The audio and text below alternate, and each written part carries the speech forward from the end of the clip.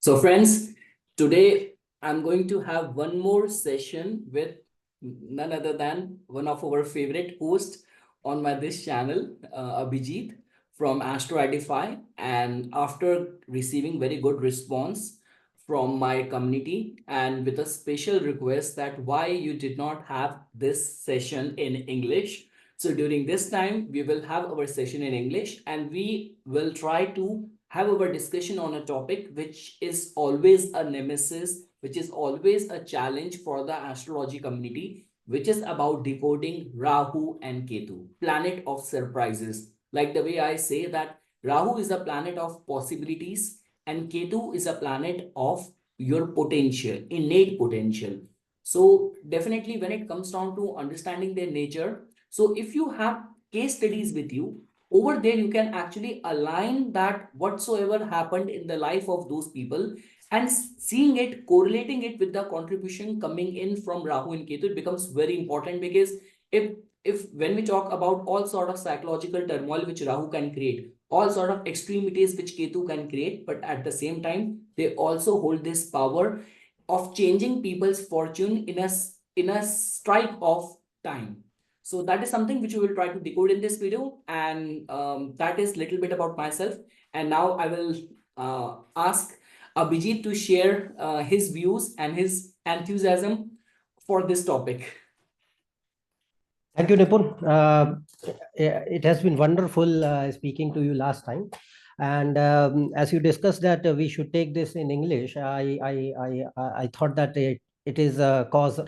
It would be quite good right now to focus on English because and particularly the topic we are going to discuss today.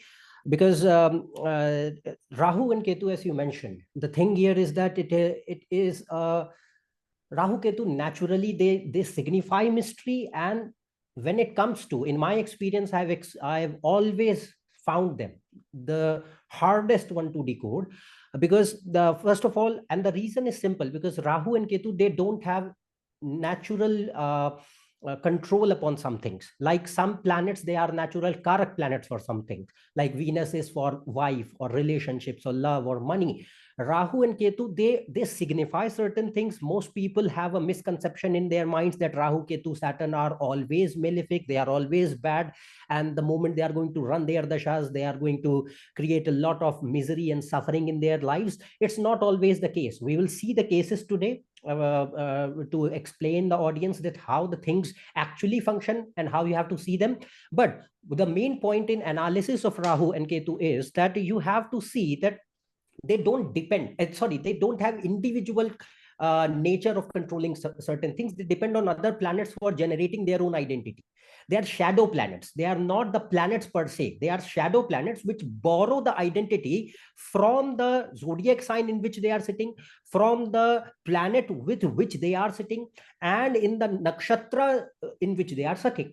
So they borrow the identity from them, and they also distort that identity. That is the main point. Because let's suppose if Rahu is in Aquarius, actually Rahu, that is its own sign. Let's suppose Rahu is in Cancer. So Cancer is ruled by Moon. So Rahu will behave like Moon. But remember, Rahu and Moon are enemies. So Rahu will distort the zodiac sign of Cancer, and it will bring its own disruption and distortion in Cancer, and then you will find the results of that in Cancer Rahu.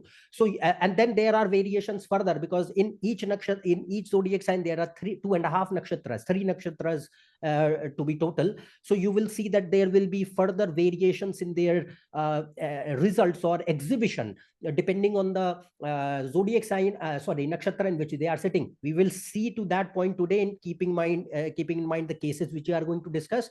And one more thing before moving on, which I want to state here, is that people who are listening to this, you have to understand that Rahu Ketu axis, we are going to talk about the axis. Whenever Rahu Ketu axis is taken, both are activated at the same time.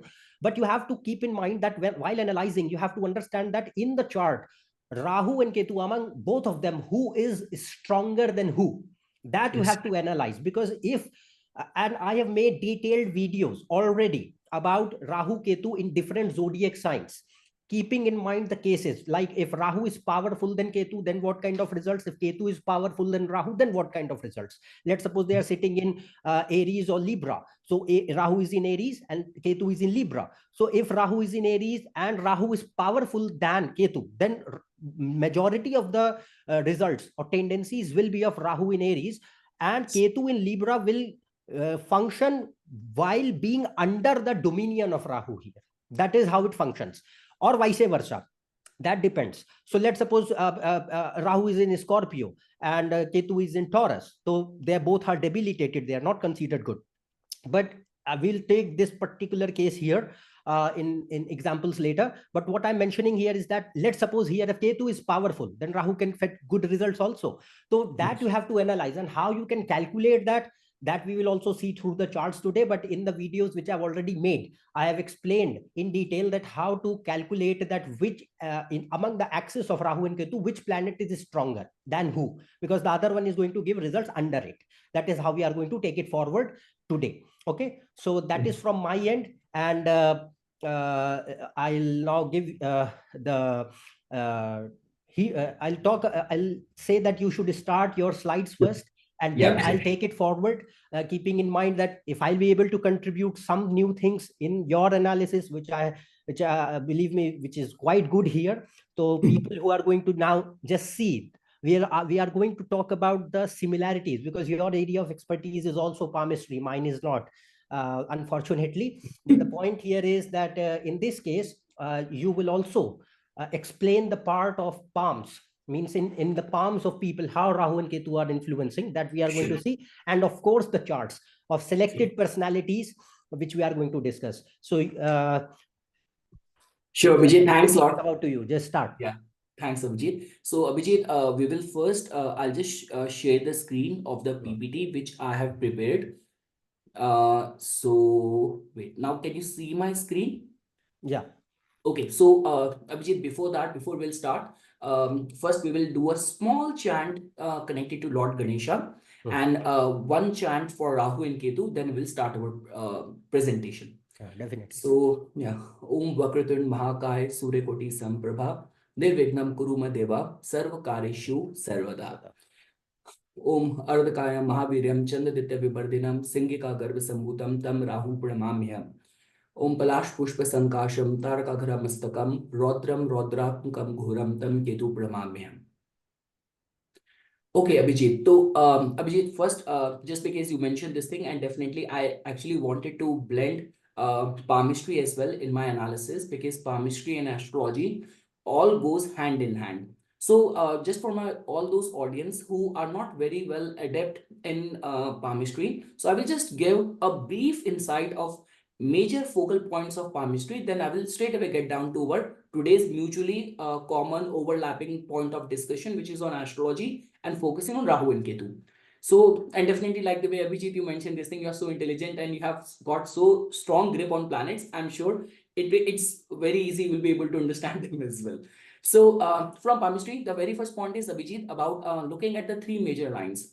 So first we can see, and we can start with this, the lifeline in the middle, as you can see over here. So the lifeline becomes very important because it acts same like our ascendant or the lagan in the main astrological chart. So in lot many cases, what I have seen is that, Abhijit, you will not believe that a couple of days back, I did a reading for a girl. So in her case, her ascendant lord was very afflicted. Her ascendant lord was placed in the 12th house, and over and above that, it was conjunct with Rahu as well. So you can fairly just on a very first look, you can say this thing, that ascendant is very afflicted. And when I saw the palm of that same girl, in her palm, the lifeline had got a very big island. So generally we say that the islanded lines are not considered as good. Imagine her whole lifeline was making a big island. So over there, I saw the beauty of these sciences and the way they were overlapping. Now, the main concern is that for the layman, a lot many times when you say lifeline, people get to know the general impression which comes to mind is that, oh, lifeline means my age, my longevity. So no, lifeline simply tells about the quality of life, major events of your life, and the state of your health. Now, the second line is the headline. Now, headline is becomes very important because this is the line which tells about your mental comprehension. So, in lot many cases, this line can be seen as somehow equivalent to your fifth house and to your Mercury in your natal chart. So, in lot many cases, you will find that people who have exalted Mercury, people who have got very strong fifth house or fifth house Lord, in their cases, you will find this line to be very strong. It's very simple. A very well marked line without any affliction just tells about that mind has the capacity to focus, to comprehend. And simply put, if this line goes deep down, this is the domain of the moon. So if this line goes deep down, so people generally end up in the very creative fields. They get very emotional, imaginative, dramatic talents. And if it is very straight, I've seen people working in accountancy, very good in numbers, mathematics. And the last is the heart line amongst the three major lines. So heartline is like it tells more about the qualities of your fourth house Lord, and your moon, your receptivity, like whether in whichever domain. Like I would say this thing that if you have to see someone is trusting, someone is very loving, your capacity to love and nourish, we generally see from the heartline. So heartline actually tells about like in some other discussion we will also divide the domain in the palm into three regions of sattva, rajas, tamas. So over there also you will get to know that if a heartline is originating and culminating on the sattva portion, the person has this capacity to emotionally and from the feelings point of view attached on a very higher plane. Otherwise, lot many cases people are just attached to the physical tendencies, physical attachment. So that all we see from the heartline. Now, the second point is that the most important line, the fate line. So the much Saturn is important in our astrological chart. Equally, this planet is important in the palm in the form of the fate line. I still remember that famous palmist Kiro. And mention is that when it comes down to the fate line, see, either you should not have that line in the palm, or if you have, it should be unafflicted. Because if you have and it is afflicted, it will definitely validate a career which is filled with lot many ups and downs. Like in lot many cases, I've seen people who have their Saturn to be afflicted, their 10th house Lord to be placed in the 8th house. So see, from an astrology point of view, 10th house Lord has gone to the 8th house, Saturn is afflicted, so career will be unstable. And in that palm, I have seen the fate line to be very broken, overlapping this. And in all those cases where people have 10th house Lord placed in the first house, 10th house Lord to be exalted, good planetary combination in the 10th house.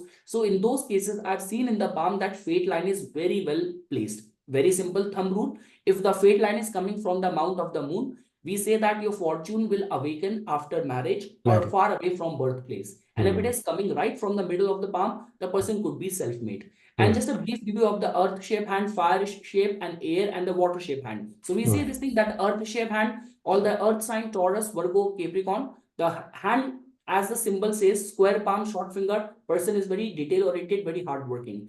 Fire shape hand, a long palm and short fingers. So typical fiery qualities. You could be a leader, leadership qualities, very entrepreneur mindset. Air hand, so you have square palm and the long fingers. So all the intellectual, all the influencers.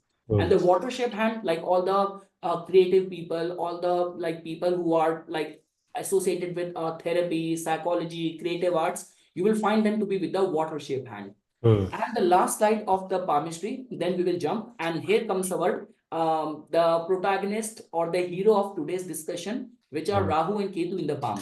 So, Abhijit, the middle portion of our palm is attached in palmistry with the domain of the Rahu. So, yeah. So we say this thing that if you have some favorable sign in this portion, so even from the palmistry, this is a typical combination of those people who have lottery win. So like sudden speculation, working in stock market, trading and all.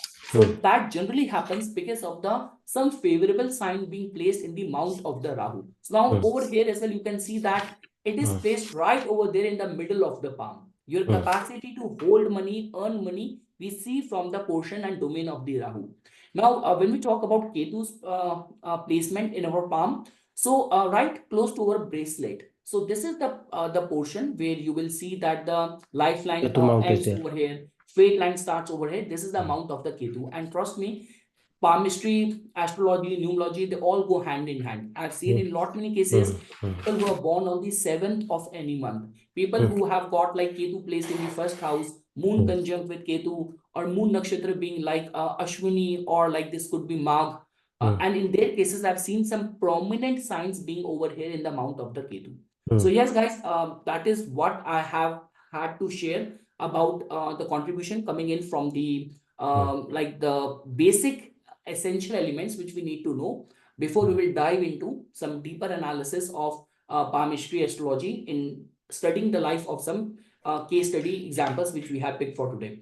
So after this, guys, now we will take up the very first case of today, which is of Donald Trump.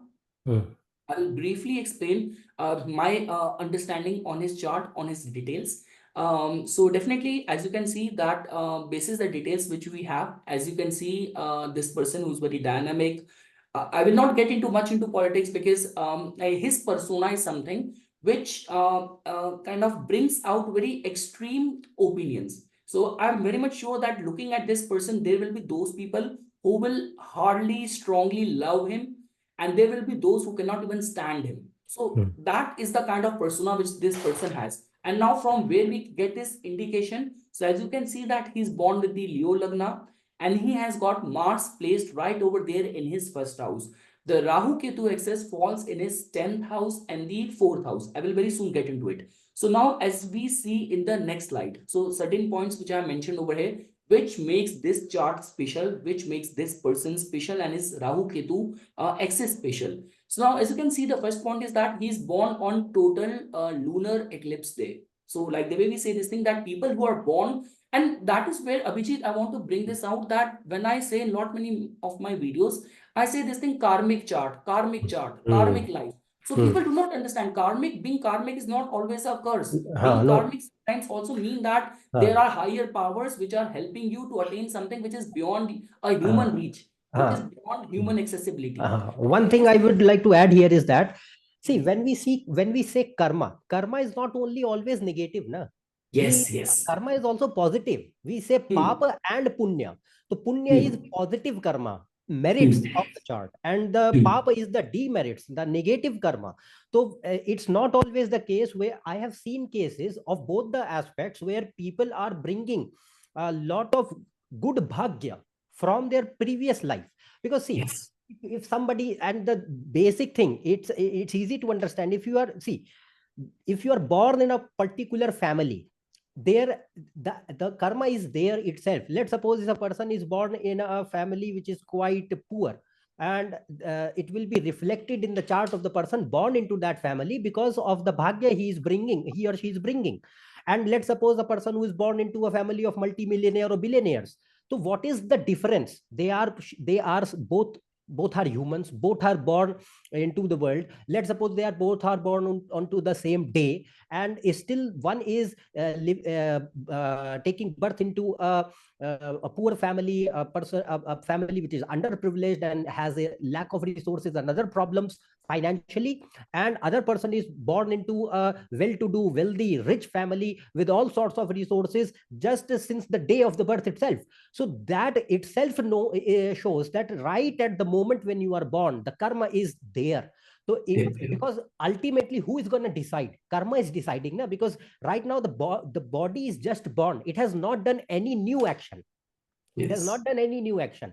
So what is the basis of this disparity which is being created between the humans born in various capacities, various places, various circumstances? The karma plays the role. And I have seen one more thing, that, and Rahu Ketu, since we are talking about them, Rahu Ketu have the most potential to bring the past life actions into this. That is the point. Saturn, Rahu Ketu, and Scorpio and Aquarius, these zodiac signs, they have tremendous capacity to bring the prarabdha, past life action, a portion of past life action. Prarabdha is portion. Accumulated action is sanchit karma. So sanchit karma is, let's suppose the body has traveled, the consciousness, the atma has traveled various lifetimes, 50 lifetimes, for example. So all the 50 lifetimes action is known as sanchit karma, total accumulated action karma. And the portion, slight portion of that will be, and you don't know what number of lifetime is going to be exhibited, the prarabdha of what is coming. We don't know that. We don't know. It is your 20th, the karma of the 20th lifetime, or just the previous one, or the first lifetime. We don't know that. But the point here is that they have tremendous capacity to bring the past life karma into this life in any capacity, good and bad both. Yes. And Abhijit, on over here, I want to add one ad in one of my class. Someone said, our teacher mentioned it jokingly that, okay, if you are born in a poor family, that is your destiny. But if you die poor, or if you have a poor father-in-law, that's your stupidity. Just joking. Okay, now coming back to the point. Okay, so the first point is that he's born on a total lunar eclipse day. Second point is that his moon is also in the very deep Gandanta, as you can see. Third point is that like certain positive, negative features pointed to comfort, like Karan, if you go by the Panchang. So he's born in the Bhav Karan, ruled by Indra, which represents respectful, powerful, wealthy lineage. Yoga was Shubha, presided by Lakshmi. The Var, the day when he was born on a Friday, Venus. So just over here, only looking at the different limbs of the Panchanga, we can say this thing that definitely, born with a kind of a aristocracy and that sort of royal lineage or something. Silver spoon. Yeah, yeah. Because his silver spoon is very giant. It's like not one of the like it's platinum yeah. spoon. So you can see over there that half of the thing was already kept ready for him. So Correct. that is something which we can see over here. And in the next slide, the point which I have written is that now see, now we will focus more on the Rahu-Ketu axis. So the watch points, Rahu-Ketu 10th, 4th axis represents fame and attainment of power. Now, I was watching this, one of the tabloid or one of the talk show, I forgot. This guy mentioned this thing that for one of the movie, the movie was supposed to film, shooting supposed to take place in one of his property, one of his hotel. So he said that to the crew that, okay, you do not have to pay me anything. Just give me a small scene. So irrespective of being so wealthy, being in the limelight was something that he always knew that he has to be in the news. So this is where the importance of Rahu being in that 10th house, Rahu being conjunct with Sun comes into picture, that grandiose or that sort of concerns for being in a limelight, being visible, being out there and doing your job happens when you have Rahu, such a potent Rahu. See, whenever you have Rahu and Ketu, anyway, coming in contact with an exalted planet, coming in contact with a planet which is placed in its own sign, or whenever they come in contact with luminaries, they get exceptionally strong. They get exceptionally strong. So that is the only reason. Like even this time, we are like the United States, they're gonna go to elections soon. And the kind of dynamism and power this guy holds, he still knows how to eclipse the whole collective opinion of people and to be again, no matter how much things are going against him, how to defy it and come back again to the strong consideration list, being a strong contender. So that is what we get to know from the Rahu and Ketu axis being in the 10th and the 4th. And you can also see, because I forgot to mention this point, now he has a Kalsarp yoga as well. Now that is where, like, lot many times people say this thing that, okay, I know, I believe this thing that there is no mention of Kalsarp yoga in our Shastras. I completely buy that. I am doing majority of my courses from Bharatiya Vidya Bhavan. Over there as well, they do not teach anything about Kalsarp yoga. But that is the case because Kalsarp yoga, the concern over is that it can deny you certain things and it can give you sudden things in a very sudden and in a very sudden way. So that is all getting fulfilled in his case. So he has a Kalsarpa, he has a Gandanta birth, he has a total eclipse birth, so many things you can see. Now after that, definitely Rahu, Ketu are exalted. Now over here as well, there is a point of difference. Some people say Rahu exalts in Taurus, or some say Rahu exalts in Gemini, but ultimately, eventually, Rahu being in Taurus is strong. So Rahu, Ketu are exalted. Rahu conjunct with ascendant Lord. Now, one more thing. What makes it very strong is that not only Rahu, Ketu are conjunct with the luminaries, but Rahu is also conjunct with the ascendant Lord as well. So, and Ketu is tightly conjunct with a Gandant moon. So that also tells about. And along with that, Jupiter aspects Rahu and Sun with its 9th aspect. So the Jupiter's blessing is still coming over there. And all the planets are in the axis of Rahu and Ketu. Wait, after this, yeah. Now, another slide.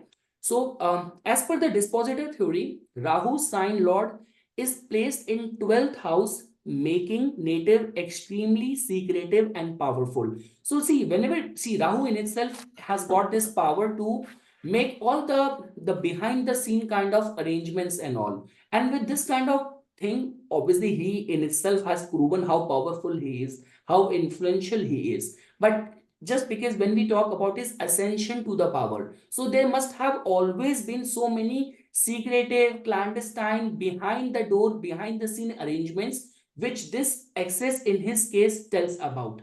So, and the second point is that Moon and Ketu sign Lord is Moon plus Ketu sign Lord is well placed in first house. Family wealth is connected to land. So definitely, this is where his father comes from, and the kind of holding he had in real estate, being a king amongst all the realtors and all. So we can see that the family wealth is connected to land. The third point is that nature conspire very strongly just to favor these people. Sometimes those who come in the way of these people got struck down by natural calamities. So again, this is one point which I always say, that when Rahu and Ketu become so strong, so what happens is that circumstances, nature, and omens become very important for your success or for causing harm to you. Like the way some people say this thing about Narendra Modi ji as well, that his omens support him in such a way that what happened in Maldives, right? There was those times when they were protesting him, and the day they started saying some negative, repulsive things about India, about Indian Prime Minister, and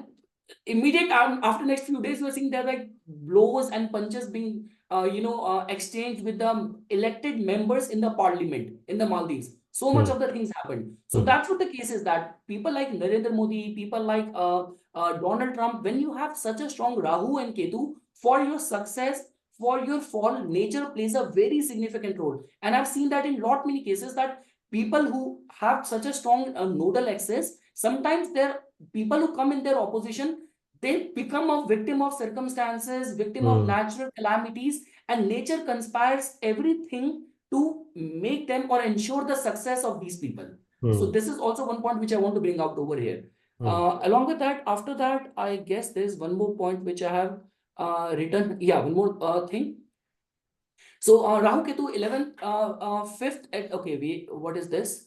Yeah, so in the Chalit, because I knew this thing, in the highest and the lowest of the point, there would have been some shift over there. So Rahu Ketu in the 11th and the 5th axis represents fame and piercing intellect.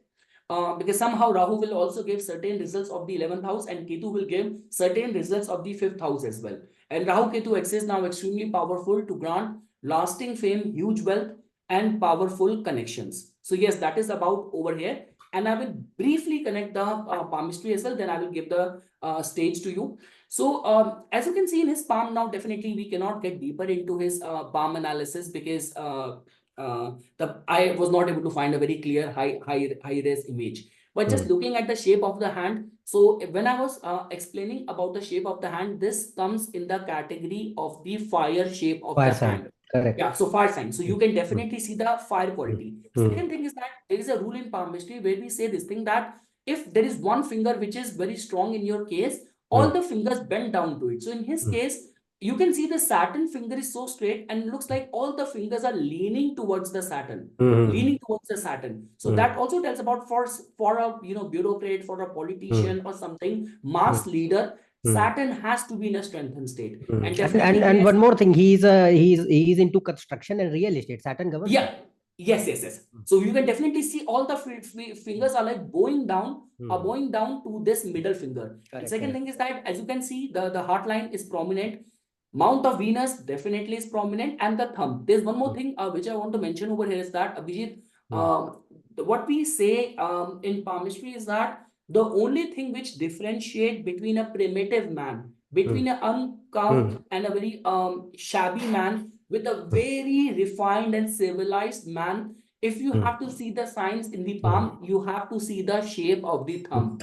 There has been a research where it has been found that all the criminals and all the dreaded criminals, you will find their thumb to be very clubbed and very distorted kind of thumb. So looking at his thumb, the beauty of the thumb, you can say that yes, royalty, regality, ascension, refinedness you can definitely see all over here. And yes, his inner Mars is strong, his outer Mars is strong, and the fate line is also strong over here. So, but again, because I cannot go deeper into it because I was not able to find a high res image. But yeah, that is all what I can say about this person. And now I will share the stage with you. And now whatever you want to share, Abhijit, as per your finding over here. So I'm going to share his chart here.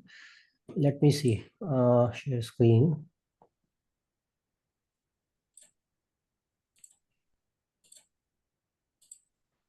Now, can you see the chart now? Yes, yes, yes.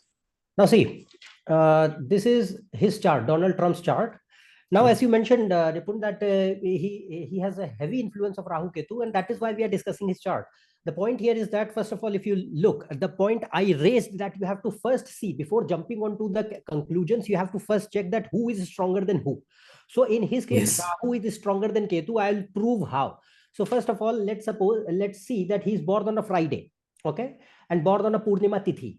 So Friday means the Varesh, the weekday lord in which he's born is the Friday. Okay. Now the thing here is that Venus is the lord of Friday. Now Venus in his case, if you see, Venus is powerful because Venus is first of all in Cancer, which is a good sign for Venus. Then it is Vargottam. Here in Navamsha, it is in the same sign. Then it is in Pushkaramsha. Cancer Vargottam means Pushkaramsha. The Pushkaramsha means it is an excellent position for a planet to be in. And if a benefic is sitting there, like Venus is a benefic, and also the 10th Lord, 10th house is the house of career, reputation, image, public recognition. So Venus is very beautifully placed. So first point, forget about the Lagna and everything. Just see the first point, the placement of the Varesh. Varesh itself, Venus itself shows that this chart has a strength because the day in which he is born, the planet is well placed. Next point, since if you will see now why Rahu is stronger than Ketu, although both are exalted, I take Rahu and Ketu to be exalted in Taurus and Scorpio, not in Gemini and Sagittarius. I have explained it in detail why in my videos upon Rahu Ketu in Taurus and Gemini respectively. But what I am saying here is that Rahu and Sun are together. Now here Rahu and Ketu both are exalted, both are in Kendra. So how you will judge that who is stronger than who? And first see the dispositor. So if you see the dispositor of Rahu, who is the dispositor? Venus. Now Venus, as I said, is very strong because born in Friday and Vargottam, Pushkaramsha in a benefic sign. So Venus is fine. Then, so Rahu is gaining strength. Then another point here is Rahu is in nakshatra of Mars. Now Mars is a yoga karak planet in the ascendant, well placed, no problem. So Rahu is achieving support from both of them, Mars also, Venus also. And then third, it is sitting in conjunction with Sun, which is the ascendant lord. So Lagna lord, Lagna is your personality, nature, behavior, how you are going to be. So Rahu is in controlling that. Sun, and Sun is your natural controller of your personality in general. In his case, it is the Lagna lord. So Rahu and Sun are together. So Rahu and Sun is in Digbal, directional strength. So Rahu becomes powerful. Now Ketu is also powerful, but not as compared to Rahu. Why? Because first of all, Ketu and Moon are together, where Moon is debilitated, although Moon is in Neech Bhanga. But this conjunction is not considered good for family life and personal life. His personal life and family life has been really, really bad. But what I'm saying here is that Moon and Ketu are together, and Moon is debilitated. Sun is not debilitated. Keep in mind that Moon is debilitated. Ketu is in conjunction with a planet which is debilitated. Rahu is in conjunction with a planet which is the Lagna Lord, not debilitated. And also in Digbal, well placed. Then Jupiter's aspect is falling on Sun. No aspect is falling on Moon. Mars aspect is there, but Jupiter's aspect is a benefic aspect. Mars aspect is a malefic aspect. So the point here is that Rahu again gains power than Ketu. Another point, Ketu is dependent on Mars and Mercury. Now Mars, obviously, remember that it is in Scorpio, which is the own sign of Ketu also. But understand that Mars also holds control upon Scorpio. Mars is looking at the fourth house, which is obviously very favorable for his business pursuits, for properties and lands and everything.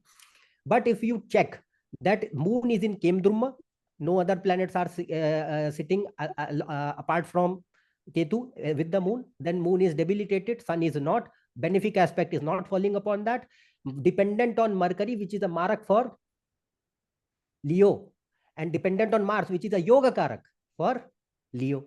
So obviously, who holds power? Rahu holds power. Now his persona will be more driven by Rahu, and he's totally Rahu, because Sun and Rahu, remember, Sun and Rahu, Sun is ego. Rahu inflates ego in many, many times.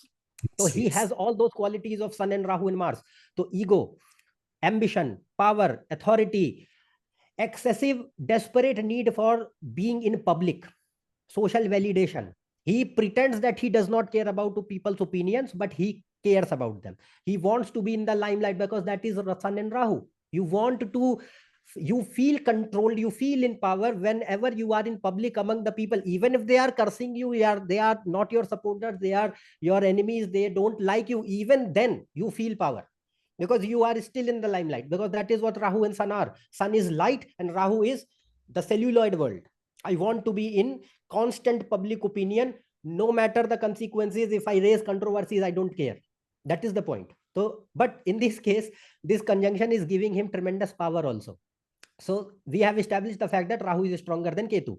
Now Rahu will function better. Means the power will be towards Rahu. He's driven more towards by Rahu.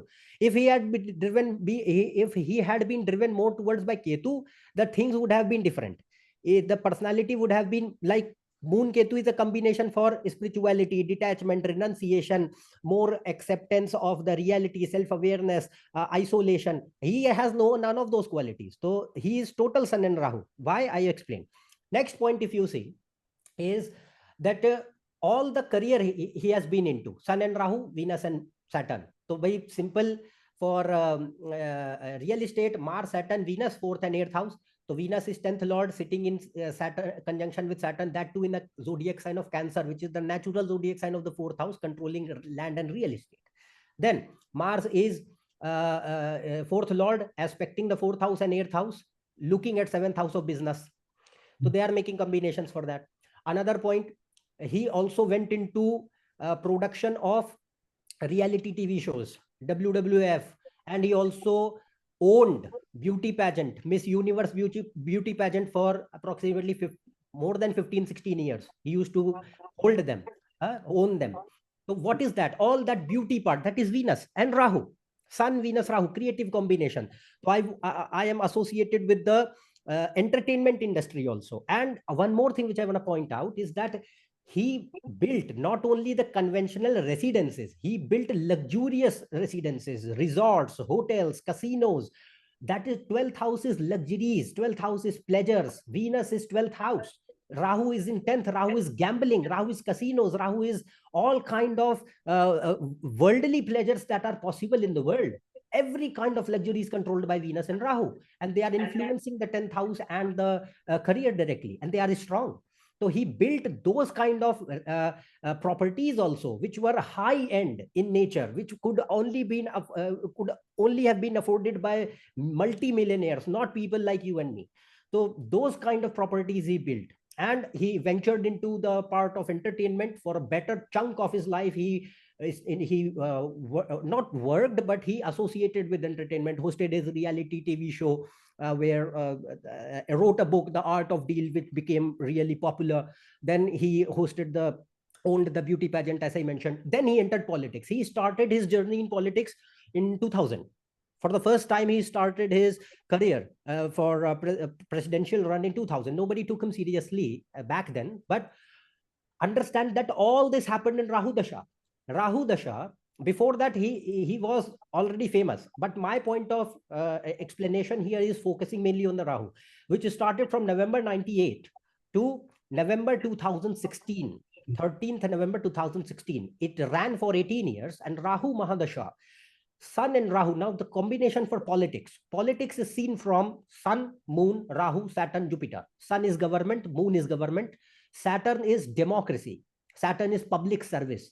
Jupiter is legislation. Jupiter is governance. Jupiter is law and order. That is Jupiter. And Rahu is politics. Rahu is and it makes a big thing in this day and age, because everything is about portrayal of an image. That is what Rahu is. You have to portray what you are trying to build, an image, not what you are. And he is expert in that. He knows. And the thing you said, that Here, Rahu is in Taurus. Taurus is speech. Taurus is speech. Huh? Mercury, which is the controller of speech, is in Rahu's nakshatra. It is in Ardra. It is in Rahu's nakshatra. Whatever he will speak, na. First of all, understand this is not a chart of an honest person. He is not an honest man. Not possible. He is not an honest businessman, not an honest politician. But what I'm saying here is that in his case, he relies majorly on instigating controversies. They help him a lot. That is Rahu. Rumors, controversies, things which are a smoke, which are like in the air, not true, not false, somewhere in between. That is Rahu. And one more thing, Rahu is also bipolarization of masses. That is Rahu. People who play to the politics of bipolarization. You divide on any grounds, whether they are racial grounds, religious grounds, ethnic grounds, whatever grounds, or monetary grounds, economic grounds, any socio-economic factors. If you are dividing and playing that part, that is Rahu, dividing the people, and he knows how to do that. Natural instinct, he knows that. And Rahu is very beautifully placed in 10th house, and in Navamsha it is in 4th house. 4th house is people. 4th house is very important for politics because it is the house of people. You are going to people to beg for the votes. Otherwise, how you are going to be in power? So Rahu, and he became president in Rahu Dasha. See, his swearing ceremony happened in Jupiter in 2017, okay, in January. But before that, he became president. He got elected to the post of president in November 2016.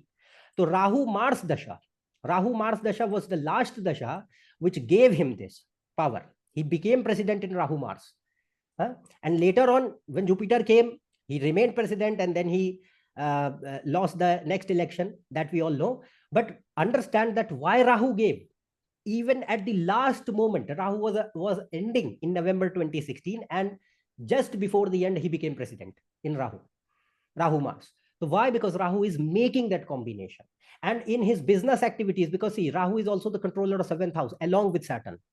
So in business also, he has declared lots of bankruptcies, lots of litigations, lots of problems, lots of things. So that has happened. He has always been in controversies. And one more thing, which I wanted to point out, that understand that people who think that Sun and Rahu are always bad, they are not. And one more thing, understand that here technically the eclipse is there, but Sun is above in degrees than Rahu. Yes. So Sun is not behind. If it would have been behind, then Sun would have been further more weak. Here Sun is not weak, and Sun is further in Gandanta. Gandanta means it is going to give partial result from 11th house also, so which makes very good position for Sun. And same thing with Moon. Moon is also farther in degrees than Ketu. It is forward than Ketu, not behind Ketu. So they both are in technically the eclipse, but they are like they have passed the eclipse. They are not under the direct influence of Rahu-Ketu anymore. But one more thing which I want to point out here is that Sun is your image, Sun is your reputation, Sun is your respect in society. So he is known for all. We know how his image is. Okay, people, like you said, people who are his ardent followers, they believe in him, and people who are not, they think of him as a kind of person who cannot be taken seriously. So that kind of thing is there. But why? But further, forget about that. Another point which I want to mention is that Rahu clings to things. Understand, he is a deeply materialistic person. Okay, because Rahu in Taurus, Lagna in Taurus. Taurus means Maya, material world, money, wealth, power, luxuries, all these things.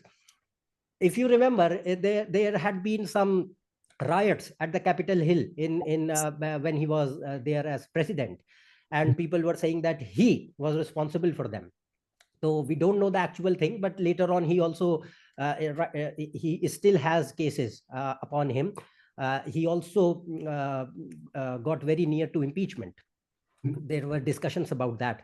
So the thing here is that Sun and Rahu, they are tarnishing the image also, because Sun is ultimately with a malefic. Rahu for Leo ascendant, no matter it is giving you success, money, wealth, power, everything, but it takes you away from them also.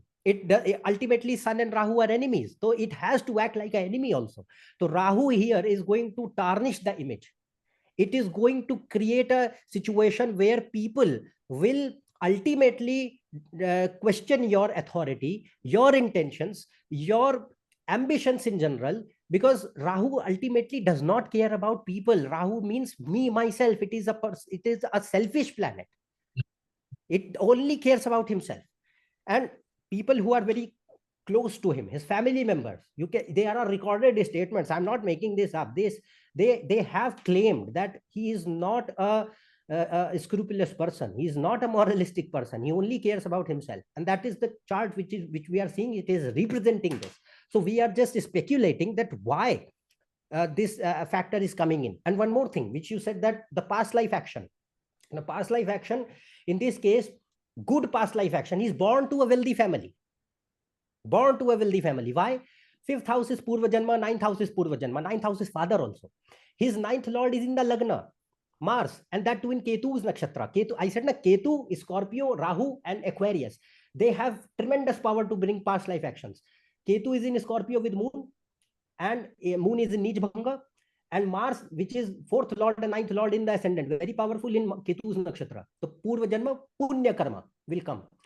Purva Janma, past life positive action will come, which will show that he will be born into a good wealthy family. Another point, Rahu, he is born means the Lagna of Sun. So Sun and Rahu, they are in Mars nakshatra. Again, Mars connection is there. By ninth lord in the Lagna, controller of Purva Janma, Karma and father. Sun is also father. So it shows that he is born into a wealthy family. Same thing in Navamsha. Ninth lord in second house, very well placed. Ninth lord, Saturn in second in Cancer. Again, Saturn is also Vargottam. Saturn is also in Pushkaramsha. Powerful Saturn. So it again shows the same thing, that he is born into a wealthy family, wealthy father. And here fifth lord and ninth lord are together. Saturn and Venus making a strong Dhani Yoga. So forget about whatever he has done or not. Why he is born into a good family, a wealthy family. Fifth lord, ninth lord is strong in birth chart and Navamsha, making Dhani Yoga. That's why. So that is the point which we discussed in his case. I just wanted to show you the functionings of Rahu and Ketu, how they have manifested in his case. And one more point, fourth house is mother. A person who might not have been familiar with his relations with the mother, he had a very good close relationship with mother. People will assume that he had a bad relationship with mother. No, he had a close relationship with mother. And the reason is that Moon and Ketu are together. They can create certain troubles to mother, that is separate, of which we don't know. But mainly the relationship won't be bad, because Mars, the fourth lord, is not bad. Fourth lord is well placed. It's not afflicted. It's well placed.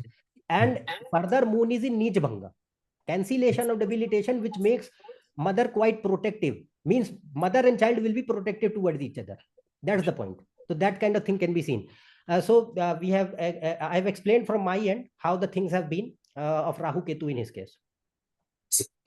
Thanks, Abhijit. That was very, very helpful. Now I will share my screen for next person, which we will discuss. So now you can see my screen, right, Abhijit? Yeah. Okay, sir. So now, sir, we will go to the case of Steve Jobs. Definitely, this guy does not need any introduction.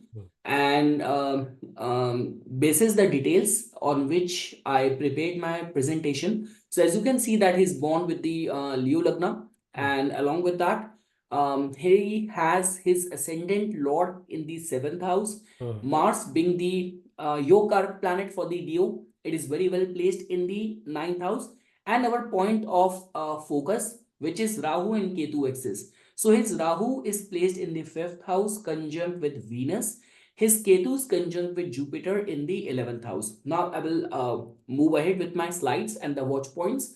So the points which I mentioned over here is that Rahu Ketu in 5th, 11th axis of creation, intelligence, and recognition. Rahu in Sagittarius becomes extremely rebellious, and Ketu in Gemini becomes very critical. Now, this is something which we have to agree that from the zodiac sign point of view, because I'm very much sure that no matter how deep we will dig into the authenticity of the time of birth, there will be those people who in the comment section will still question the time of birth and the ascendant and all. So I will be focusing, definitely I will take into consideration the house axis as well, but I'll be focusing more on the sign placement. So as you can see over here, No, that one thing, Rahu one point I want to mention here, Nipun, that the details which I have taken here, I have verified them, and I have taken it from Astro Data Bank. They have a Rodden's rating. So okay. the Rodden's rating is like for a parameter to judge the accuracy of details of the chart. So in his case, he has a good Rodden's rating. Steve Jobs, all the charts which have been taken here, they have good Rodden's rating. Okay, So awesome. that we can go for further.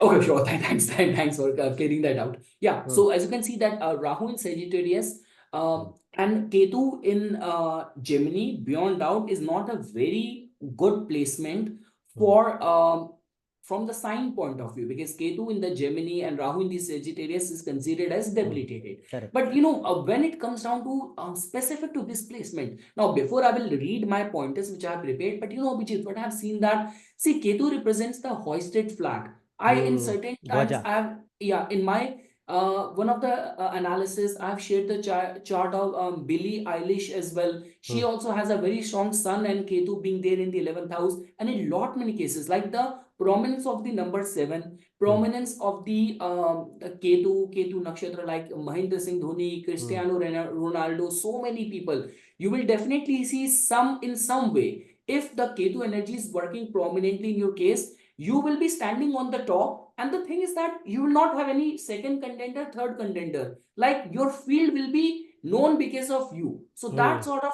monopoly in your line of Correct, work correct, is correct. the capacity which Ketu grants. Now just because it is a very fine point which you bring out in this discussion, Abhijit, that amongst the Rahu Ketu axis as well, sometimes what happens is that there is one planet which is taking the shots, which is getting more powerful. So I would say that okay, in this axis placement, if I were to say, honestly speaking, I have seen those charts with Rahu in the 5th house afflicted.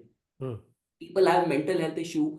They're like those people who have endured heavy losses in stock market, and there are even those people in extreme cases who have even committed suicide. But this is what the negative side of Rahu being in the 5th house. Like because Rahu, okay, in the Lal Kitab, okay, I'm sure you do not follow Lal Kitab, but I still remember once I read just one dictum in Lal Kitab. It was written that Rahu in the 5th house is अपने बच्चों के अंडे खाने वाला सांप, like a snake eats his own eggs, something like that. So it's like 5th house Rahu is not considered as good Good. light for your mental health, even for your progeny, and so many point of view. Now definitely it is a science of combination, but just over here I want to say that Ketu in the 11th house can give you monopoly in your line of work. Like you will be seen as a living legend and role model and example in that field. Now coming back to my pointers.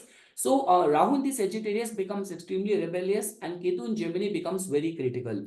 Rahu conjunct with 10th and the 3rd Lord Venus.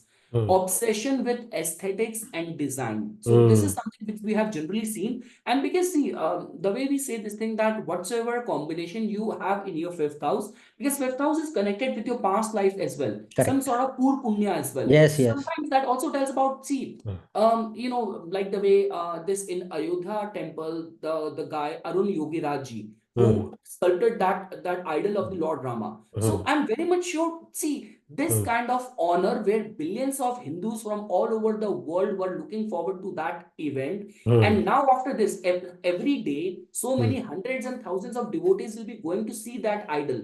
So I can bet you on this thing that what Arun Yogiraj sir has done in this life, that sort of expertise and devotion and bhakti might have been initiated in so many past lifetimes as well. Of course. He might be a Gandhar, he might be an artisan, he might be a craftsman from the past lifetimes as well. So the point which I'm saying over here is that when we talk about some sort of unique, peculiar talents and traits, if you have those combinations in the 5th house, that generally gives us this indication. And if 5th house has Rahu Ketu axis, that becomes more prominent. So so yes, Rahu conjunct with the 10th and the 3rd Lord Venus, obsession with aesthetics and design, which we can definitely see in the life of Steve Jobs. Ketu conjunct with 5th and 8th Lord Jupiter, being a pioneer in your field. So that is what. And I guess I have made one more slide as well. No, so I will not take into that. Yes, and a little bit about Steve Jobs' palm as well. Again, my sincere apologies, guys, because I do not have the clear image. I tried my best. a couple of things which I want to highlight over here. This is the bony knob. So we say this thing, this is a domain of the moon. So if you have a bony knob in your moon, this thing, that also tells about very accentuated state of imagination, that your imagination could be very right, because this is what the domain of the moon is. And if this, you have this bulge, little bit bulge of the bone kind of thing over here, that generally tells about that your mind is very, very ripe towards new ideas, and the receptivity center in your subconsciousness, in the thought process is very, you are very intuitive enough. And if I'm not wrong, did I mention his moon nakshatra? His moon is in Pisces, right? Yes, his moon is in Pisces. You can see in the 12th, 8th house, moon in the Pisces, and in the Uttar Bhadrapada nakshatra of the planet Saturn. So, and apart from that, yes, I'm so sorry, man. I did not have a very, his hand has got very strong, like a mix of the, I would say, the mix of the qualities of the fire, but yes, the palm image, I just wanted to have something in my slide. No, But he also has a watery element. If you see, yeah, look at yeah, somewhat watery element is because present, although his the fingers are long, correct, and the palm shape is also like a rectangle. So correct, rectangular shape, and the long fingers comes in the category of the water shape. So water little bit shape. of the watery qualities, and the heart line is also not reaching till the top. So if this is sattva, this is rajas, with the tamas. So generally we say this thing, that people generally could have troubles in having very strong emotional bonds with people. Like you could be Correct. very good with your profession, with your craft and all, but the heart line tells about that Correct. the fingers are very open. So And open fingers and if you just look at tells about his mind line also, it's not quite visible, but I think it is coming straight.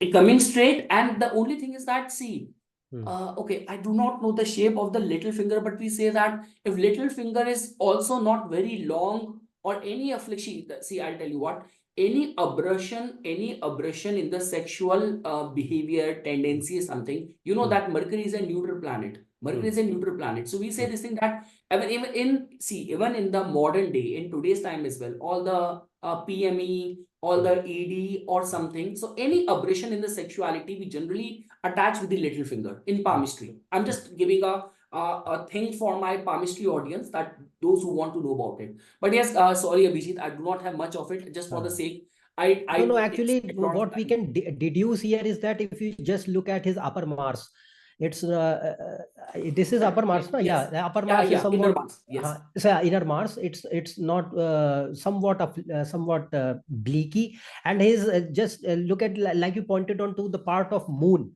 here. Mm. Same, just look at the part of Venus. Because I'll come to the point of Venus in his chart, but in his case, Venus is playing good role and bad role both. Because Both, if you yes. see, Venus is bringing that level of design, creativity, artistic skill, and a capability to market the product. Yes. That is Venus. But Yes. if you look at his Venus in a personal sense, it is bad for Right. relationships, Yes, for yeah, health. relationship point of view. For Yes. relationship point of view, if you look at the Venus mount, is very poor.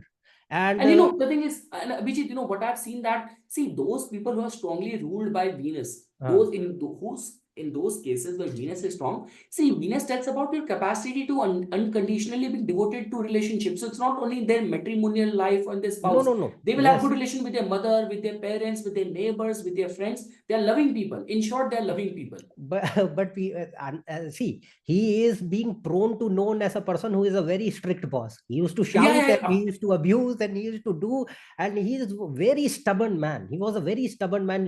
People who have worked with him, they say this. But what I'm mentioning here is that that Venus, if just we look at his thumb is really well placed here, actually. Very good. Yes, So yes, if you yes. look at his thumb, and if we look at his just the part of the lower part here, the Venus part, it is not very conducive with respect to the family life and the Yeah. health. Because Yes. I think, because in his case, if you look at, he has Venus Rahu and Jupiter Ketu conjunction. So if Yes. you look at the Venus Rahu Jupiter Ketu, means two planets are in relation with Rahu Ketu, Venus and Jupiter. So who is Ketu? Ketu is this. Ketu is this part. Rahu is center part. Okay. So if you see Ketu, technically it is not clearly visible in this case, but if you see Venus, how it is placed here, this part of Ketu, this is somewhat in relation with Venus, not very well placed, due to which it will be bringing, he also had an initial deep interest in spiritual life. He came to India, he followed Neem Karoli Baba, and he became a sannyasi at one point in his time. So that's what I'm saying, Abhi, that's what I'm saying. I actually completely buy your point that sometimes in Rahu Ketu axis as well, there is one end of the nodal axis which is more powerful. Correct, correct. So actually, in his case, both of them are exhibiting quite realistic, quite important results. But see, Ketu and Rahu are damaging his personal life, his health as well as relationships. Yeah. No, but Abhijit, I'll do one thing because I'm done at my part. Let me stop my screen. You can share yours, and now you can take it forward. Yeah. Great.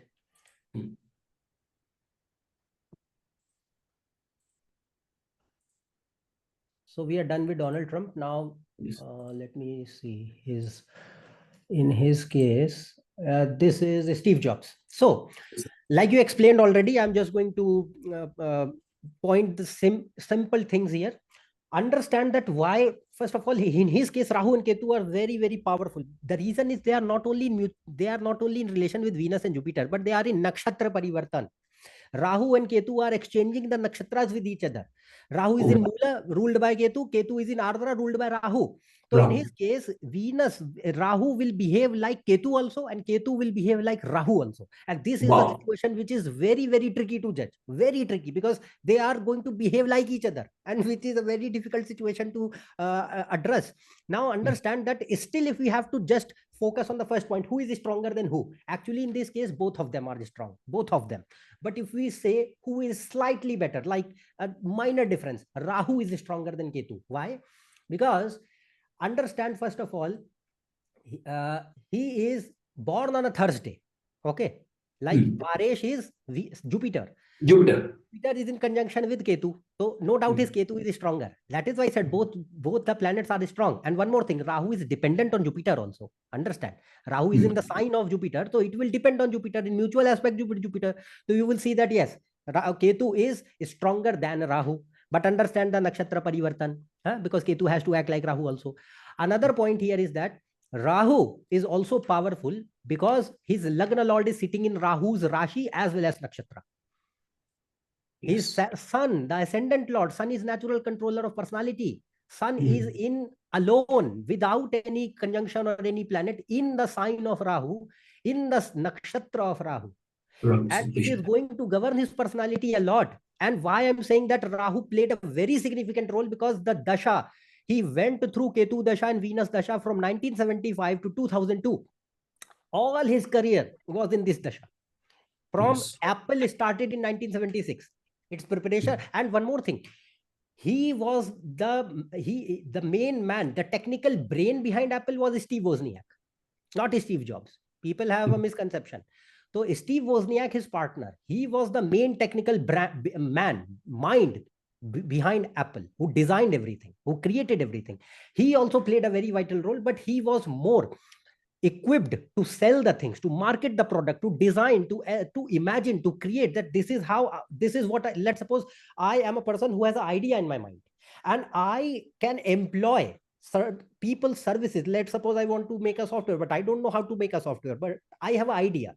So I know how to execute that idea. I know how the things are going to go, but I hire a person who knows the technical skills to get it done.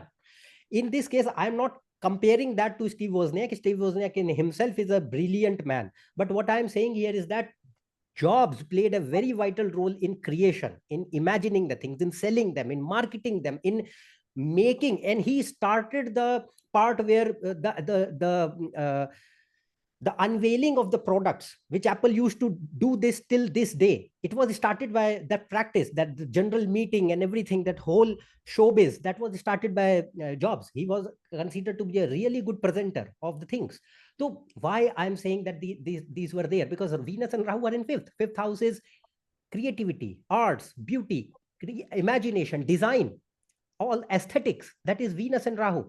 And one more thing you have to understand, fifth house is entertainment also. So he got ousted from Apple, and then he started Pixar. which was later acquired by Disney. But Pixar was an animation company, and he functioned really brilliant there, because Toy Story, all 4 parts, they were made by Pixar. They were their greatest hits. He made them. He was responsible for them. So why? Because fifth house and Venus are entertainment. Fifth house and Venus and Rahu are celluloid world. That like we discussed in Trump's case. So he has same ascendant, Leo ascendant, 10th Lord going in 5th house, 10th Lord Venus going in conjunction with Rahu in 5th. So 5th house is also the house of design, marketing, beauty, entertainment, creativity, imagination, all those things. So he was excellent at all of them. So career-wise, he was brilliant. If you see, in his case, Jupiter's aspect upon this, whenever Venus and Jupiter are in relation in Leo ascendant particularly, they make a very powerful Dhani Yoga, very, very powerful Dhani Yoga. Shah Rukh Khan has that. So in his case, he also has that. But remember, Venus, Jupiter are in mutual aspect, not only in the birth chart, in Navamsha also. And they are falling on 11th house. 11th house is gains, literal gains. So this means that in this case, they are giving the wealth, the publicity, the image, the reputation, everything. He was a billionaire. It matters because he earned a lot of money through his ventures. And one more thing, like you said rightly, that Ketu is Dhwaja. Ketu is like peak of something. Ketu is bringing that. Ketu is literally bringing in his case. And one more thing, Ketu is also legacy. The thing which you leave behind so that people can remember you. That is Ketu. So Ketu, he left a legacy behind him. People remember him with certain things in mind. People remember him as a visionary, as a person who worked and created and brought modern technology into this world. So why? Because of this conjunction happening on 5th and 11th axis. And one more thing, they are sitting in Gemini. Gemini is communication. 11th house is very important for IT. 3rd, 9th, and 11th house, Mars, Saturn, Venus, Mercury, Rahu, and 3rd, 9th, and 11th house are the controllers of IT, electronics, networking, and communications. And Saturn exalted here, Jupiter, Ketu here, Rahu, Venus in mutual aspect on 11th axis, Mars, 9th Lord in the 9th house in mutual aspect with Saturn. It makes very good combination. And one more thing which you have to point out, Mercury retrograde. Since Mercury is retrograde, it will give partial results from 5th house. The moment it will give partial results from 5th house, Venus, Mercury, Rahu in relation with each other. Excellent combination for all the things which we discussed so far. So everything he became in Ketu Dasha. Ketu Dasha started from, and before Ketu, and he was also really into spirituality. The reason is Moon, born into Jupiter's day. He is born on a Thursday. Jupiter is Thursday. Yes. Jupiter is religion, spirituality. In its own nakshatra. In its own nakshatra. And Moon, which is the controller of your mind, it is sitting in Jupiter's Rashi. That too in 8th house, which is a Moksha Trikona. And it is 12th Lord. 12th house and 8th house are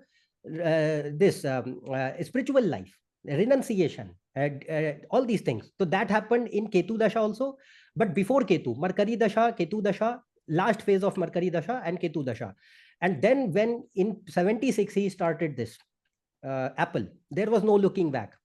But in 85, when Venus Dasha was going on, he got ousted from Apple.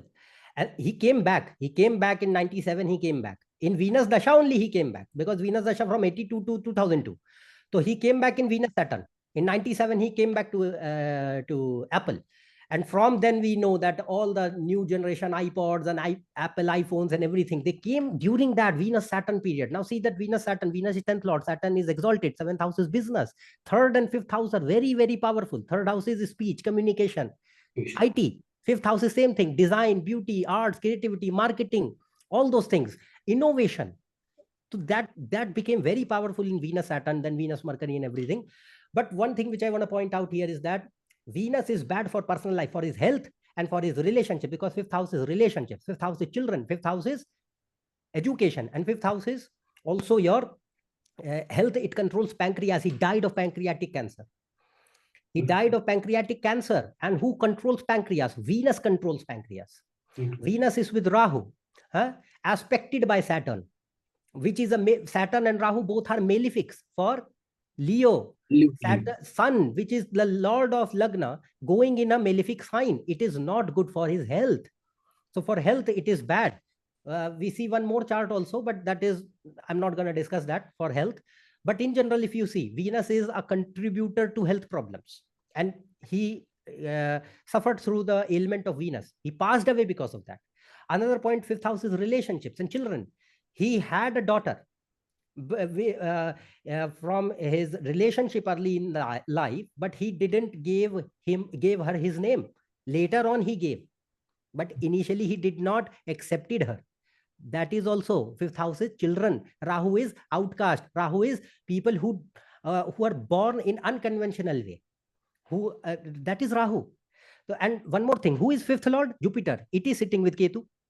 Rahu's influence will be there because Rahu and Ketu are in nakshatra parivartan. So unconventional means your relationship with the children will be distant. Some children can be born outside marriage and they can create problems. Or your relationship with them won't be good. So that was the trouble in his case. Later on, he accepted and everything and gave his name and everything. But it was a trouble. Relationship didn't work out because of Venus Rahu. Same thing. So Venus is hampering the personal life, the health part, the children part, the relationship part. And Venus is making a combination for spiritual life. So because of Rahu in Mula Nakshatra, Jupiter Ketu is also making a spiritual combination. So no matter he lived a life in a technological world surrounded by materialist, but the point I'm making here is that it is still forces the person to follow the spiritual path. If they are not following, they will still create some kind of setbacks in life. And those setbacks will be in terms of personal losses. And that has happened in his case. Okay, so that was the case of Steve Jobs. And I said about Ketu and Venus Dasha, where they were tremendously active.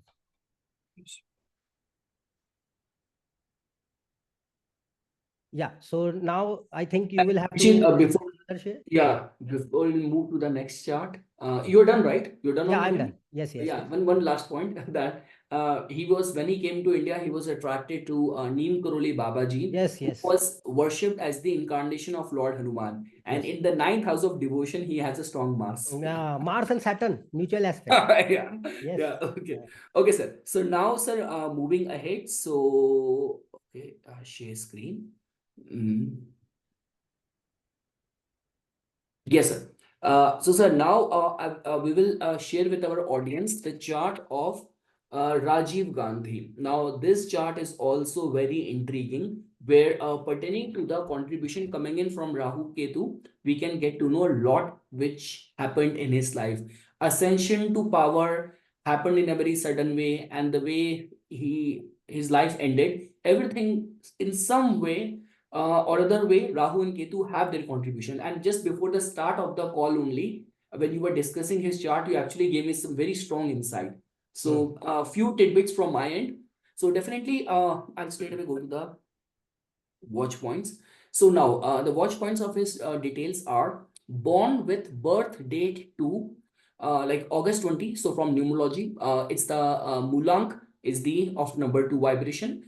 And the life path, if you will make a sum total of the complete date of birth, you will get number 1. So sun and moon, luminary influence, you can definitely see over here.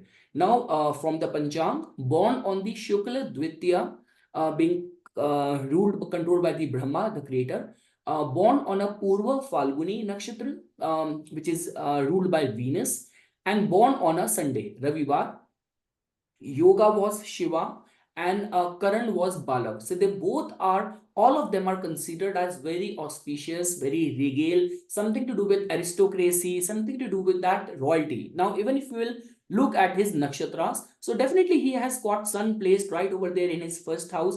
But see how much is the prominence of the Magha nakshatra, Uttar Falguni nakshatra, Magha nakshatra. So all these are the nakshatras which are generally considered as very good, very strong, for prominence, for recognition, royalty, ascension. We can see all of that. So now coming to the points which I mentioned for his chart are, moon is very tightly conjunct with its nakshatra lord Venus. So moon is placed in the Purva Falguni nakshatra, and the lord of that Venus, moon is very tightly conjunct with it. And generally what happens is that if you have any planet which are so tightly conjunct, you will see the repetition taking place in majority of the divisional charts as well. So in his case, the moon is strongly imbibing and acquiring all the qualities of the Venus. So yes, moon is very tightly conjunct with its nakshatra lord Venus, infusing aristocratic persona and a very pleasing personality. Now we have to focus on our today's discussion about the Rahu and Ketu axis. So he has Rahu. One more point I would like to add here, just before you move on. Moon is also a mother, and his mother was Indira Gandhi, Prime Minister of India, and she was Iron Lady, the most powerful position which you can get. So Yes. Moon is mother, and like we were discussing the Purva Janma Karma, he is also born like Donald Trump into a big, wealthy, powerful family, coming from the royal lineage, that kind of thing. So grandfather Pandit Nehru and mother Indira Gandhi, and born into that family of politicians. So if you see fifth lord and ninth lord, means fifth house is Purva Janma Karma. So fifth lord is Jupiter in the ascendant, well placed, and with sun and moon. So sun is father, moon is mother, lagna is you, and Jupiter and Mercury, they are making a strong Dhan Yoga, Raj Yoga, as well as Saraswati Yoga in the lagna. So they show that if you will be born, and one more thing, Mercury second and 11th lord, which is money, wealth, power, family. So you will be born into a good family, into a reputed, powerful family, and mainly who will be powerful? Mother will be powerful because of moon placement. And Abhijit, if you will even give attention to his chart, so no matter how pleasing, how aristocratic, how mellifluous this person is, but you see that how he is strongly guarded by the malefic planets surrounding him. So if you see his ascendant, all the well placed planets, but Mars, Mars on one end, Rahu on one end, Saturn on this end, Ketu with them. So we mean to say the ascendant, he himself is we can fairly and confidently say this thing, that the much pleasing and soft he is, but responsibilities, vicissitudes, circumstances put him in such a kind of a place situation where he never wanted to be on the first place. Correct. Okay, so yeah, Rahu is in the Cancer sign, depicting heavy burden of karma acquired from mother. He never wanted to become the prime minister, and this was something which was, I guess, one of his chief secretary and all. When they revealed this to him, he was like taken to the corner, and he was not even willing, and just he was convinced, or this thing was imposed on him when that situation, when Indira Gandhi got assassinated. It was also because his brother already passed away. Yeah. His brother was in line to become the next chief of the party and the forefront of the Indian politics, but he passed away before Indira Gandhi herself. So there was no alternative. Nobody left in Gandhi family back then who can hold on to as the face of the party. So he had to come. That is what you said, that there is no choice. You have to do it. And that's what I've generally seen is that Rahu being in Cancer, Rahu being in Scorpio, and if this combination is taking place, like Rahu Cancer, Rahu Scorpio in the 12th house or in the 8th house, it becomes very dangerous. It's becomes very dangerous. So yes, Ketu in Capricorn generally represents imposition of power in adverse circumstances, which you can see over here. Along with that, okay, now I'll not look at this, and just a brief idea about his palm. So now, as you can see, looking at his personality and all. So first of all, the way I always mention this thing, that whenever we have to start the analysis, we have to give attention to the three major lines. Now, see, if you will see over here, briefly over here, his headline is very well placed. So I'm not seeing any affliction to his headline. The concern over it is that in his lifeline, you can see a very big island. You can see this very big island. And in the lines, the islands are not considered as very good. So this is a timeline or something where we say this thing that it's like when in these kind of situations, see, I'll tell you, Abhijit, over here, not only this chart, but there are like couple of combinations in palmistry. One combination is, if you will find that the heartline, headline, lifeline, they all are getting meeting at one point, because heartline is supposed to curve towards the top. curved towards the top, right? But in certain cases, it has been written in the Samudrik Shastra, in all the major books of Palmistry, Hasta Sanjeevanam, that if you will find any of the one, like all the lines meeting at one point over here, that generally tells about some death from some sudden accident. Now, again, over here, I want to, I do not want to alarm my audience who are watching this video. It's not like that you're going to have premature death. It's like whatsoever age and longevity is there promised in your chart, but when it will happen in a very sudden way. Correct. So that is how we see this thing. And yes, you can fairly see this very big island in the lifeline. This is a very alarming sign. So if I were to summarize, definitely in his palm, if you will give attention, his mount of Jupiter, his mount of Sun, this is the finger of the Sun. His mount of Sun, his mount of Jupiter is very prominent. His thumb is also very strong. That definitely tells about strong willpower, strong determination beyond doubt. That sort of refineness in your personality. But yes, the big island in the lifeline generally tells about, see, because the way his life got ended, it was like there was it was a very sad, tragic end to a life. So I mean to say that when you have these kind of big islanded lifeline, that tells about that some sort of anathema, some sort of curse. Like I have even seen this kind of competition in certain cases where the guy has done everything good in his life, but he just in a fit of rage, he did one wrong step and he has got this stigma throughout the life. Correct. So that's the combination we generally see from over here. Apart from that, whatever I can make out from this combination only, the mount of Ketu seems to be prominent, Jupiter and Sun seems to be prominent, heartline is fine, headline tells about someone who has got very deep intellectual bent of mind. We say this thing that Congress claims that he was the one who first bring computers or IT, like computers, mainly to India. This guy who was responsible for that, and he was very what do you call that? Very modern kind of a person who wanted to reform so many things which were lacking in India. So yes, the inner mount of Mars is also very well placed. Inner mount of Mars, which is a domain of determination, willpower. Venus beyond doubt is prominent. Outer Mars. So Mars in his case is also dignified. The only concern is that one very strong island in the lifeline, which tells about some anathema curse and the way his life, the tragic end of his life, and that too happened while doing something which on the first place he never wanted to do. So he was happy, living And his if life. you look at his island, it is falling on the zone of Rahu itself. Yeah, that's what I'm saying. Yeah, it's very close so to it is that. Yes, falling yes. in the zone of Rahu on the palm, Rahu. and he died in Rahu Dasha.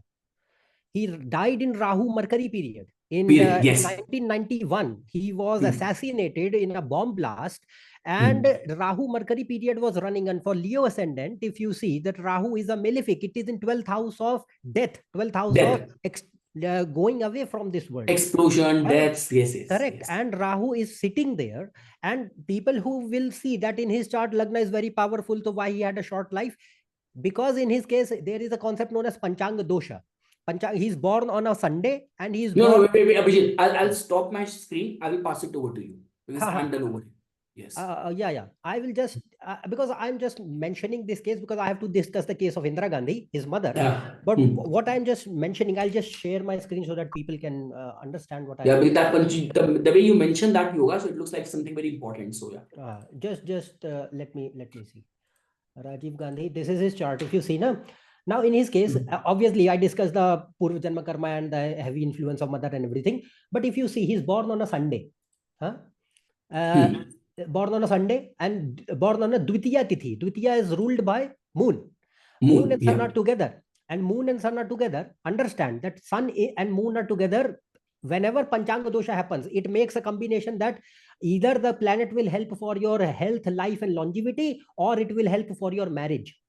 It cannot help in both the areas. It has to choose one of them. That is why it is known as a dosha.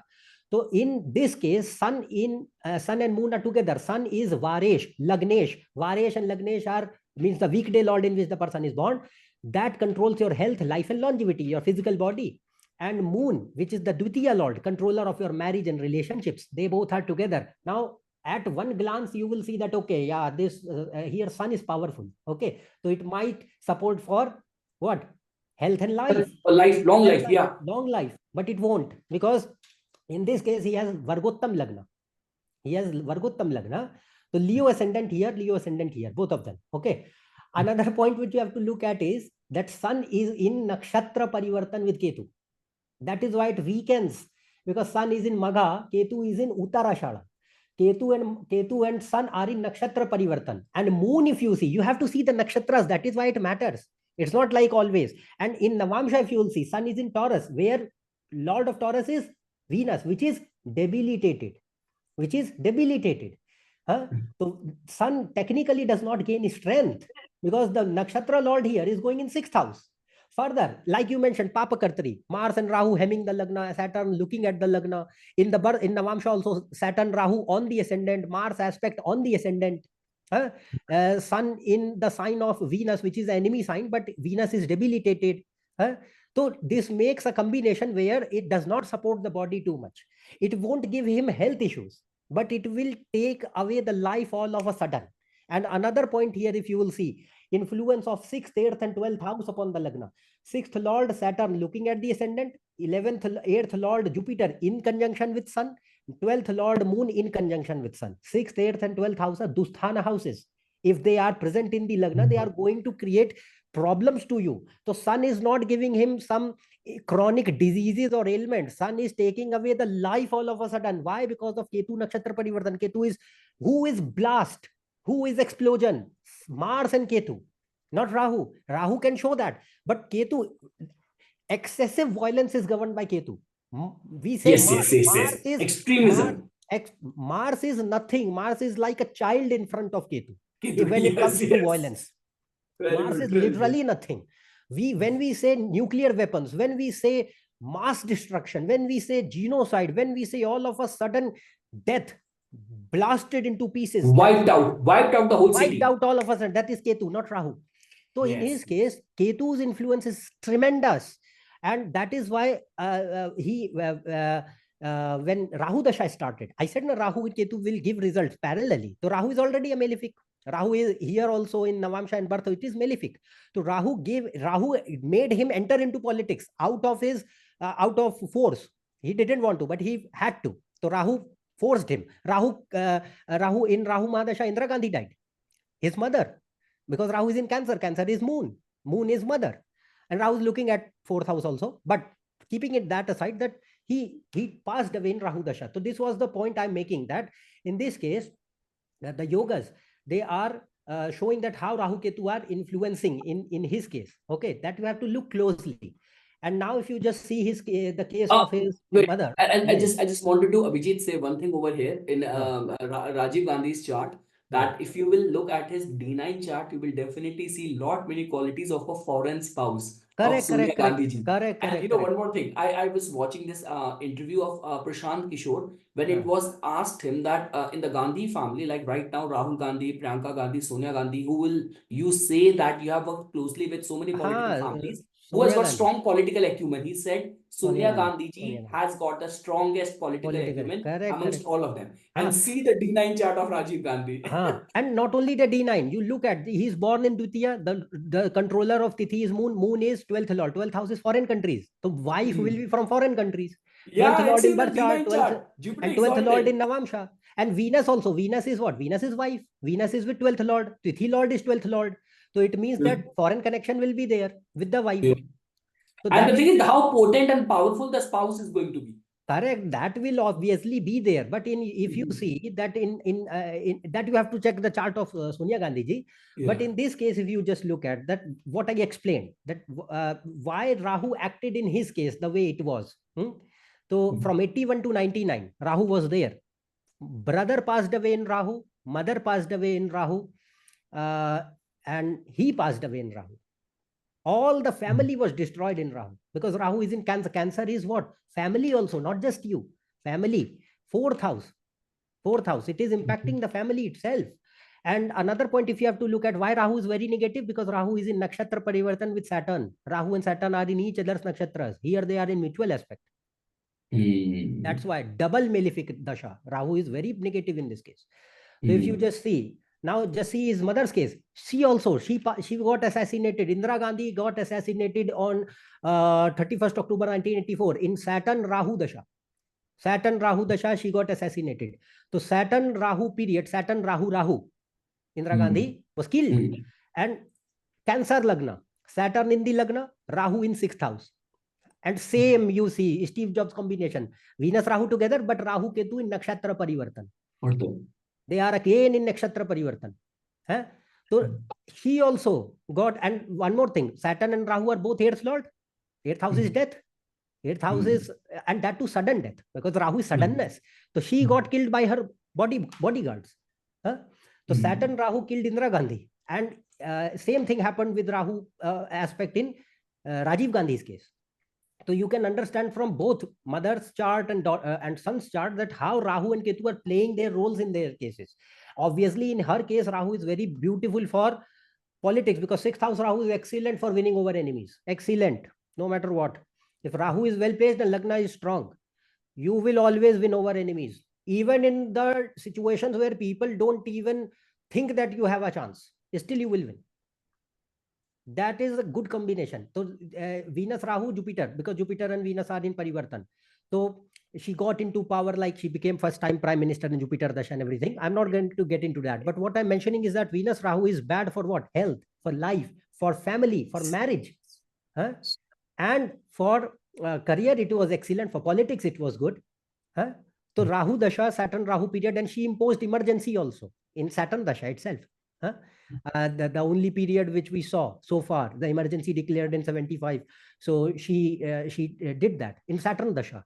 And the moment she did, because Saturn is democracy. If you are going to act against democracy, people are going to throw you away from power. She had to face the loss in election then. But this was just a point to indicate that how Rahu manifested in both mother's case as well as son's case.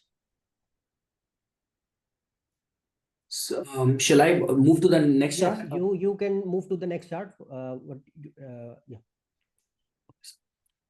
So next chart is of a guy who literally gave me goosebumps. When I was even looking at his picture, when I was studying his chart, I was like, whoa, man, is this real? Is this real? Okay, now see, the thing is, I'll tell you, Abhijit, okay, I'll tell you a little bit about myself as well. In my case, my ascendant nakshatra is Ashwini. My moon nakshatra is Sadbisha. They both have got something to do with the healing. My ascendant lord is also strengthened in the 8th house. And even before coming to astrology, lot many times it used to happen that I don't know, from nowhere people will come to me and they'll start telling their problem to me. And lot many times, when they tell me this thing that okay, when we talk to you, you feel relieved. A lot many times it happened like I'm waiting for bus going to college and this guy came from nowhere. He's like very aged. And it's like, oh, I think my wife has done something to me, this and that. It's like, sir, why do you have to worry? You can even recite any of the Lord Shiva mantra. Mahamrityunjaya mantra is very good. But son, I do not know about Mahamrityunjaya mantra. Okay, sir, I'll give you in the page. I'm like taking my school college notebook and writing and giving Mahamrityunjaya mantra. So the thing is, okay, see, it's okay. That's one thing. When your aura has got something to do with healing, that attracts people. Okay, that's what your energy and your aura is. Now, how you utilize that? Are you gonna become a healer and a saint and a very wise someone like Shri Ravi Shankar ji or like Sadhguru? Are you gonna manipulate those who are coming to you in dire need, when they need the guidance, they need the help, they need something of some spiritual merit from you? So now why I mention all this thing, because in this case of Charles Manson, you will definitely see when we talk about whatsoever the way he was commanding authority over a small group, he was running a small cult, and where people used to follow him. His whole life has been in and out, from like even as a minor, for committing petty crimes and theft and all. But later on in life, he gained loyalty of a small sect of people whom he radicalized into doing crimes. Now, like the way, Abhijit, if you have watched all these kind of crime shows where the crime has been committed in this way, that okay, it's not about that the guy was had some ill intentions of masquerading or amassing money or committing some crime to make himself wealthy. They're like those people who are like, there is a term in Christianity and in the West of demonic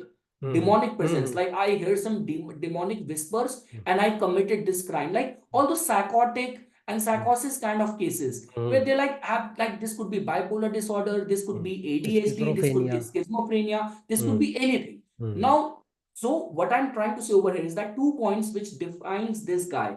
He definitely has something to do with which attracts sufferer, where people are going through troubles, problems, and something. Now, people, those come to him, and how he utilize that opportunity to heal or to take advantage, that we'll get to know. So, okay, in his case, Charles Manson, definitely American criminal and cult leader, born on November 12th, 1934, this. Now, looking at his chart, I'll come over here. Now, the watch points of his chart. Born with birth date number 3, which is of Jupiter, and life path of number 4, which is of Rahu. So understand this thing. When we say the Moolank and the Bhagyang, so your birth date vibration tells about your aura, your persona, your characteristics. And life path number tells about the path you will trade in this life. So the aura personality still has little bit of the Jupiter attached to it. But when we talk about the path which he will tread, will definitely have the flavors of the Rahu. He was born on the Shukla Saptami, commanding and authoritative nature, which comes from the Shukla Saptami birth. Shravan Nakshatra, so moon is strengthened in its own nakshatra, so somehow healing touch to the persona. Born on a Monday, Somvar, yoga was Ganda, which is generally the Gandh yoga is considered as very illusionary, and the born in the Karan of the Gar, which is considered as very poisonous. Now, even if you will look at his chart, see, it's like I was so startled looking at his chart, like even I was getting scared looking at his picture, looking at his chart. You see how demonic that, like those people who get the demonic whisper and they radicalize the people. Thank God during that time there was no social media. There was not that time period of social media and all. Otherwise, he would have commanded the loyalty of so many of the more people, and he would have, kind of radicalized them into doing something very obnoxious. So his moon is surrounded by Saturn and Rahu. But the way you can see that his moon and Rahu degrees, his moon is 11 degree, his Rahu is also 11 degree. So that means moon is heavily influenced by a negative and a very potent and strong Rahu. So now talking about over here, so moon and Rahu are conjunct at same degrees along with Saturn is a typical cursed combination which will reflect in your actions and public image. It's a combination of notorious fame. So like the way we say that Ted Bundy and all, so they're like those people who are known for good reasons, and they're like those people who are known for their notoriety. They're known for being notorious.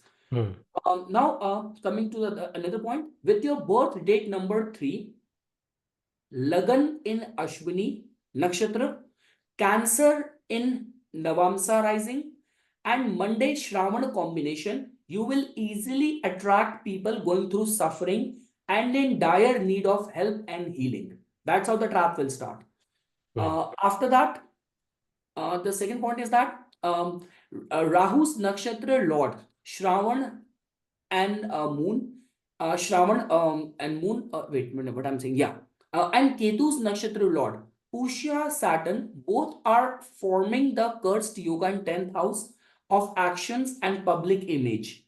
Ketu, if afflicted in 4th house, holds this possibility of making someone merciless and brutal, being devoid of senses. Now, we all know this thing that, all those people who get caught, like all the doctors who are like doing the illegal trafficking of the human organs, and those kind of merciless actions, that generally Ketu only holds this capacity to grant you all of that.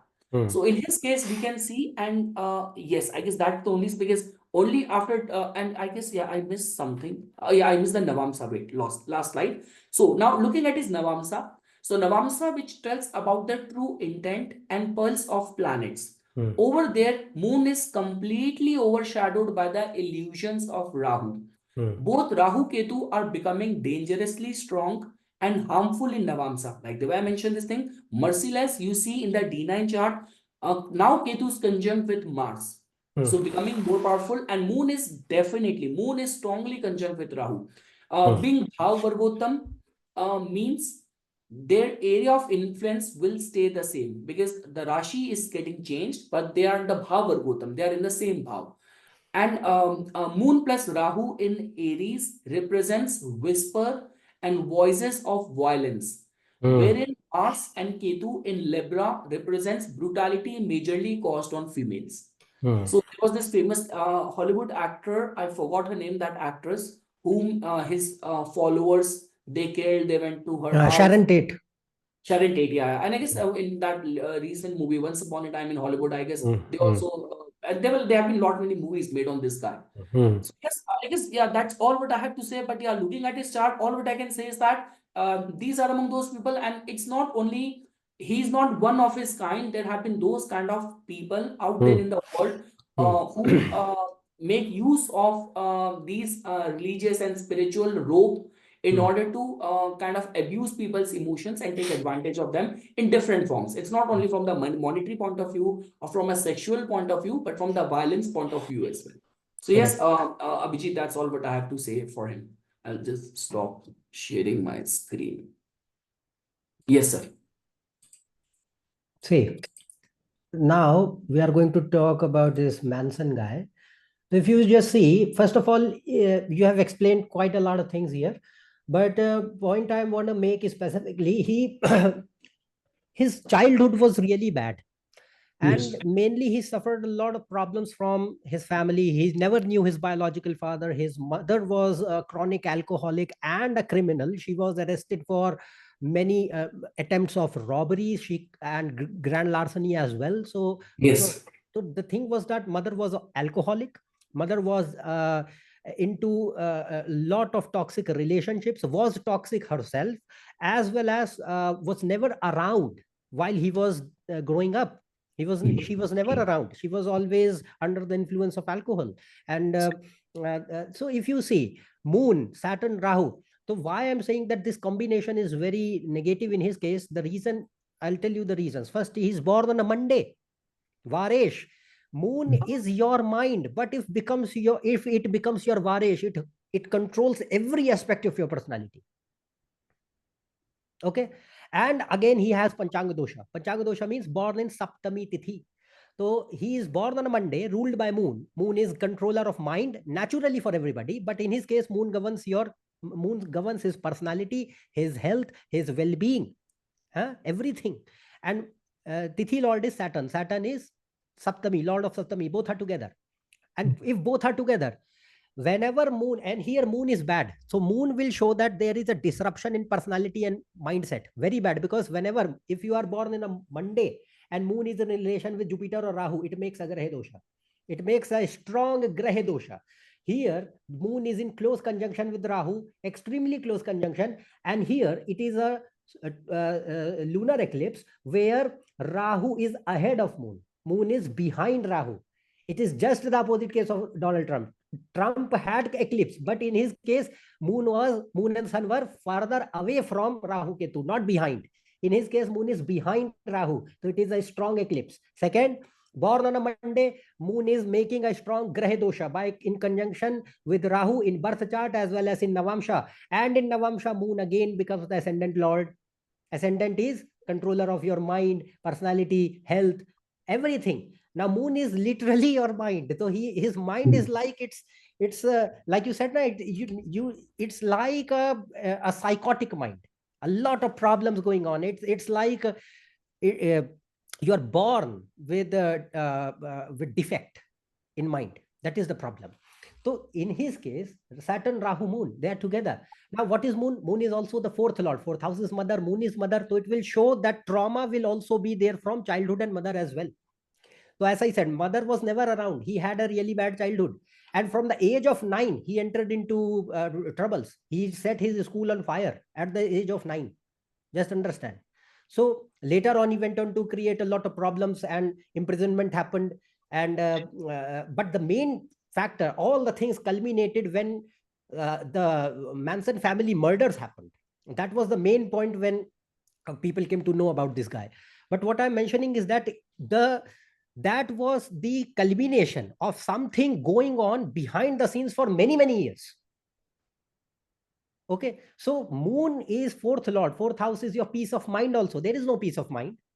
The mother part, the childhood part, he never knew his father. Sun is debilitated. That too in seventh house with aspect of Saturn. Sun is father. Ninth house is father. Ninth lord is in Rahu's nakshatra. Jupiter, and that too in 7th house. Sun and Jupiter, they are not considered good. Sun and Jupiter in 7th house, they lose their strength. Jupiter is Digbali in 1st house, not 7th house. Sun is setting. The sunset happens when Sun is in 7th. So Sun is not strong. The same thing happened. Father was never around. He never knew his biological father at all. So parents, you just can imagine how the problems are started right from the birth. Next point is that, like you said rightly, that Saturn, Moon, and Rahu, they make a person quite eccentric, delusional, psychotic, a person who, and since he is born in Ketu's nakshatra, now see, Rahu and Ketu, we have to take Ketu also. Now see, Ketu is also bad because the lord of Ketu, who is Ketu's lord? Moon. And Moon itself is making bad yogas in the chart.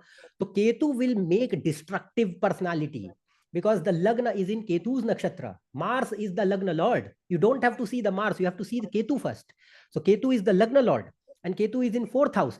Extremely emotionally disturbed, extremely emotionally fragile, extremely emotionally manipulative because of Rahu. And at the same time, who preys on to the people who are weak and who also preys on to the people who are emotionally fragile and more prone to violence. That is what it is. So in this case, if you see Ketu in 4th alone, and it is the nakshatra lord, as I said, Mars is nothing in front of Ketu when it comes to destruction. So he is having a destructive personality from the start. And he ran Rahu Dasha from 51 to 69. From January 51 to January 69, Rahu Mahadasha was there. All this thing was culminating in Rahu Dasha. And before that also, his first, I said, in Mars Dasha itself, 9 or 10 years of age, Mars was not a good Dasha. Mars, he was having a lot of troubles at school. And one more thing, which I forgot. I think he was also molested and sexually abused many times when he was in school. So Moon gives, remember, I am just discussing in his case, whenever Moon is damaged, influenced by Ketu, Mars, Rahu, it makes a combination for abuse. Moon is damaged by Rahu, Saturn, Ketu, Mars is the ascendant lord. Mars is not going to protect too much because you are running you are influenced by Rahu, Moon more because you are born on a Monday. That's why. So and same thing happening in Navamsha. Moon again afflicted by Rahu, Mars, Ketu, 4th house. Same thing. So what happens? It makes a combination for abuse. He was abused many times. He used to bunk schools and everything because of this. But remember, I am not saying that there were certain traumas, certain things which happened later in life, which further escalated and triggered these problems which he had. But one point of clarification which I want to make, that people who think that this trauma and everything was only the case which was responsible for this kind of behavior, the answer is no. He is born with innate tendencies of these mental disturbances. Even if, let's suppose, he would not have been abused, even if, let's suppose, he would not have had problems with the mother, still this conjunction had created the similar results. So in this case, it's like one thing added on to another thing, and it further made the problem so big, so irreversible, so incurable that nothing could be done about it. It's like I am set on a path of destruction for myself and all the people around me. That is how it is.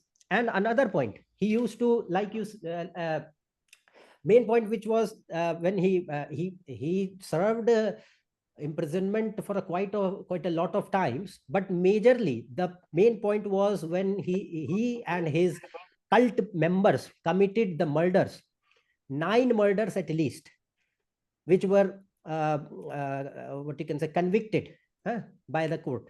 But later on, some people says that he admitted for 35 murders in total in his life. We don't know about that. But point I'm making is that 9 are there, recorded murders which have been committed by his followers upon his what you can say or permission or whatever orders. And he was himself also responsible for several murders and other crimes in his life. And he also used to take drugs, a lot of drugs. That is Moon, Rahu, Saturn. He used to control his followers through those things, because what is psychedelic? LSD, Rahu. Rahu is chemicals. Rahu is all intoxication. So he used to do that. So that is happening now. That is why I say don't get confused just by the placement of the planets. Like, yeah, this is a good chart. No, it is not a good chart. You have to start with the basics. That is why I pointed out on the Panchanga first.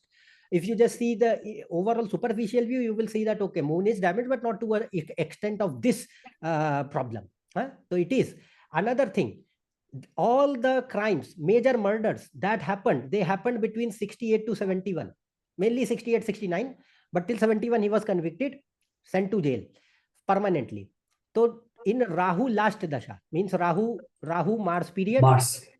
Rahu Mars it started, and he started forming his cult particularly from 64, mainly from 64. So Rahu Cult is also fifth house is like children. Cult is children like followers. Correct. Followers. Correct. Followers. So he was, see, Venus, Mercury, Jupiter are giving him ability to communicate and manipulate and use people, and those things are there. Yes. That is present. But if you see for what purposes, negative purposes. Yes. That is the intention. Intention is your moon. Intention is bad. Next point, it all happened in Rahu Dasha. So Rahu, it's like Rahu is going to create it's like a problem at its peak. Rahu is going to disturb your mind to the extreme levels. So he is experiencing himself so much problems on a mental scale, and he is passing on to the so-called children of himself as well. They were also same category. I have certain charts of his followers also. One was Atkins. She murdered many people.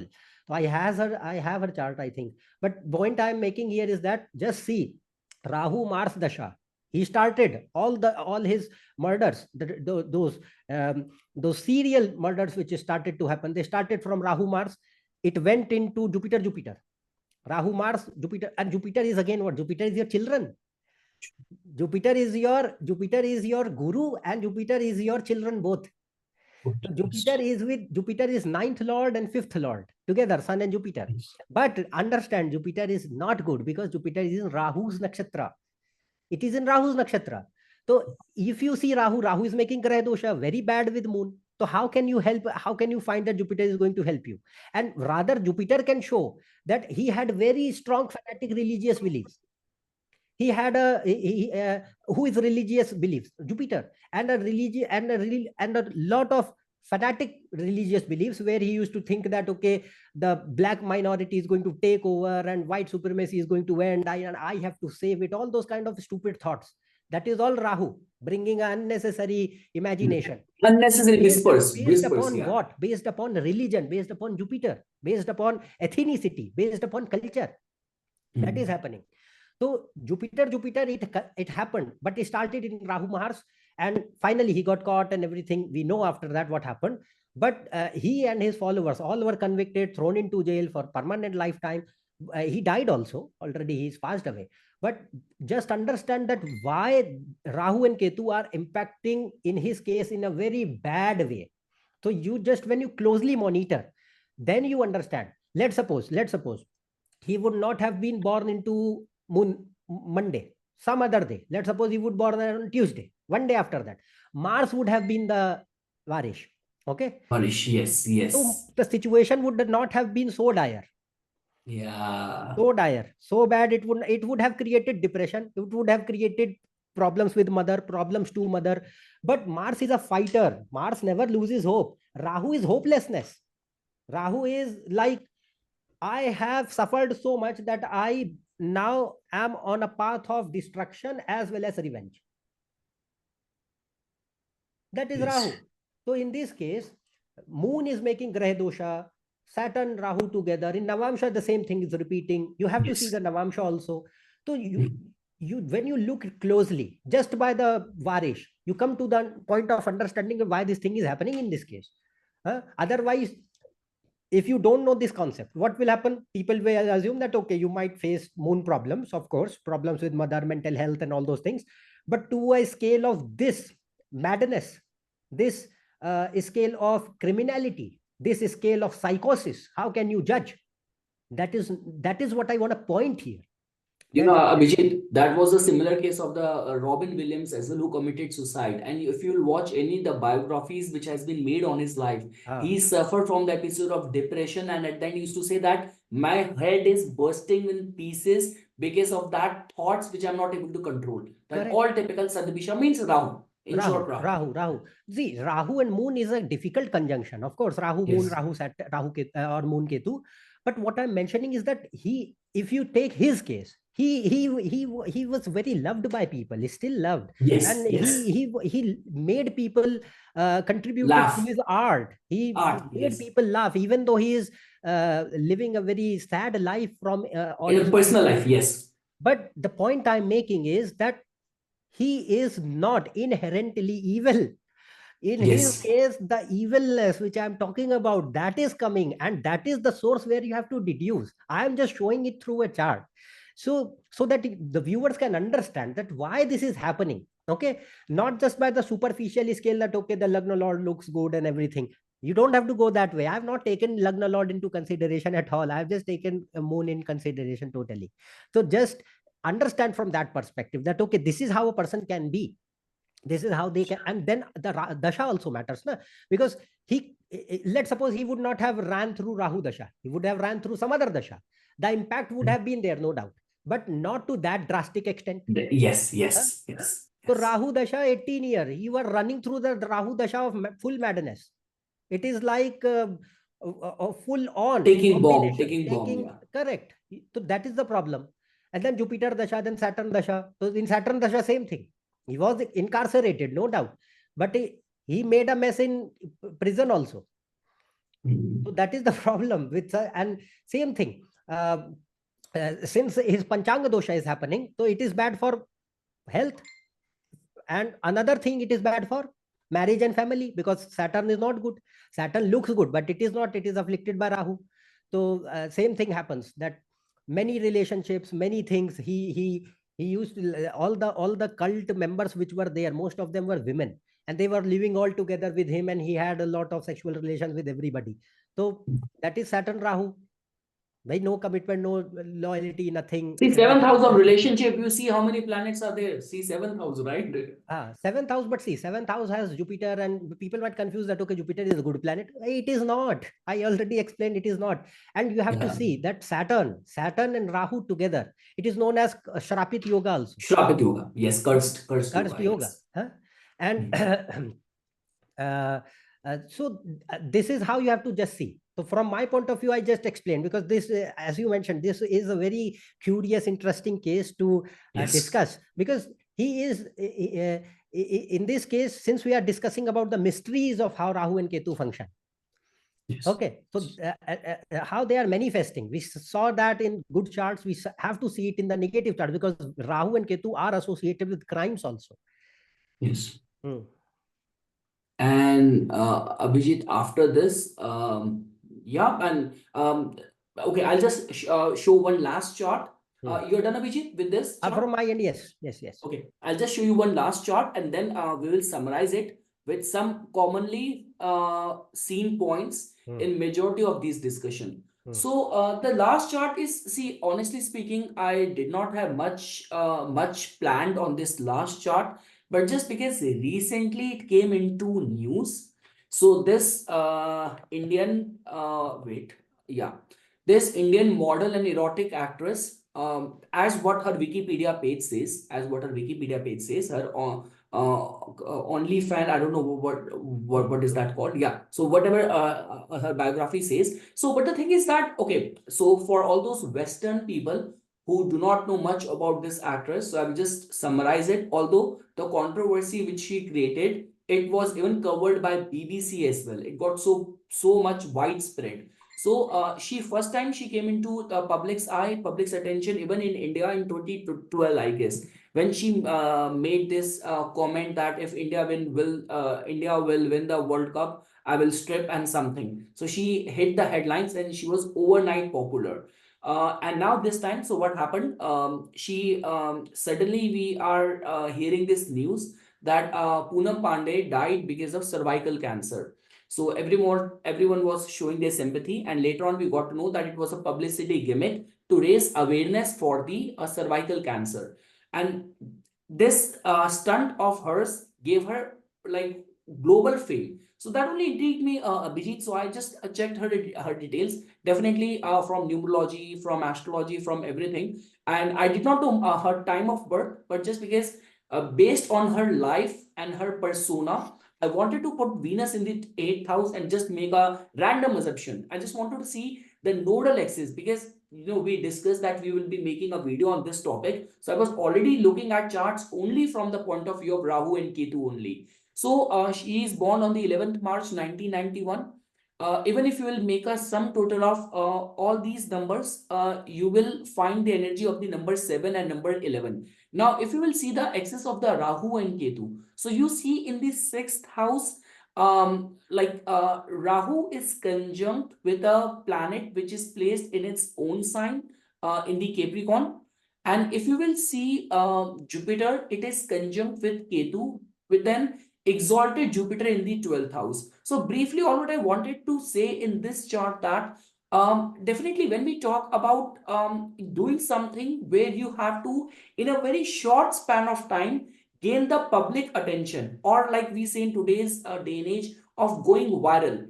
So Rahu and Ketu and the nodal axis, if it is strengthened and it is well supported by other planets, how easily that becomes possible for you. Now, definitely there are like lot many morals which are attached over there, but my main intention was that it happened twice in her case, that she became a household name because of the controversy she created. Now, definitely people, the whole, like in India, everyone is divided in two camps. Some people are defending her move, and someone are heavily criticizing her what she did. But my main concern was that the role of Rahu and Ketu in giving someone sudden stupendous fame, notice, or success, we can definitely see over here. So yes, that was basically which I wanted to show in her chart. So Abhijit, after that, if I were to summarize, there were quite few observations which I made. First of all, in lot many cases which we discussed today, I saw the occurrence of Kalsarp dosha in lot many times. I saw that Rahu and Ketu in all those cases where people became a story of success, or they became a story of wrongdoings in their life. So they were conjunct with very strong planets. So in most of the cases, and yeah, we saw in the case of the Rajiv Gandhi, we saw in the case of the Charles Manson. You take the extreme good cases, you take extreme bad cases, but planets somehow were like, see, at the end of the day, no matter in our Shastra scriptures, Kalsa yoga is not mentioned. But the way it has been mentioned and explained is that Kalsa dosha means all the planets going in the mouth of the serpent, going in the mouth of the Rahu. So that means a person who has got a Kalsa dosha, it means his whole life is going to be very lopsided, very unstable, and Rahu and Ketu are going to be taking the shots, calling the shots. So yes, yeah, you are right there. But see, Carl Sarp is not the only point. I explained that, like in Charles Manson, Carl Sarp is secondary. You have to see that moon responsible for creating Grah dosha in Lagna and Navamsha. In Trump's chart, I explained the situation. You have to see how the planets are. In his case, Varesh is very good. So I will suggest Varishya for the Punjab, people, yes, you yeah. have to understand from the basics. Start from the Varesh first, then go on the Lagna Lord, Moon, and Sun, how they are. Because see, if Rahu and Ketu are influencing your personality, they have to impact the personality parameters first. So parameters which are controlling your personality are Lagna Lord, Sun, Moon, and Varesh. If they are not good, Yes. Mm. and under the bad influence of Rahu and Ketu, you are going to see negative results. You can't escape it. And as I mentioned, Rahu and Ketu have capability to bring past life karma. But past life karma, I told you in several cases that they are bringing good karma also. In Rajiv Gandhi, Yes. born into a wealthy family. Same thing with Donald Trump. Donald Trump. But Yeah. bad for Charles Manson, born into a very bad family. Father no longer there. Mother is an alcoholic. Mother is not present. So that past life karma is also present. But what I'm mentioning, one more chart which I'll see, because this is a very important chart for Rahu Ketu, and people should understand that Rahu and Ketu have such power that they can bring salvation. We say Ketu is moksha. Ketu controls moksha. Ketu is literal liberation. One chart which I'm going to discuss is Swami Vivekananda. How in his case they are manifesting that in reality, that we are going to see just from the case of Rahu-Ketu. No other planets I'm going to discuss there. Let me share the screen.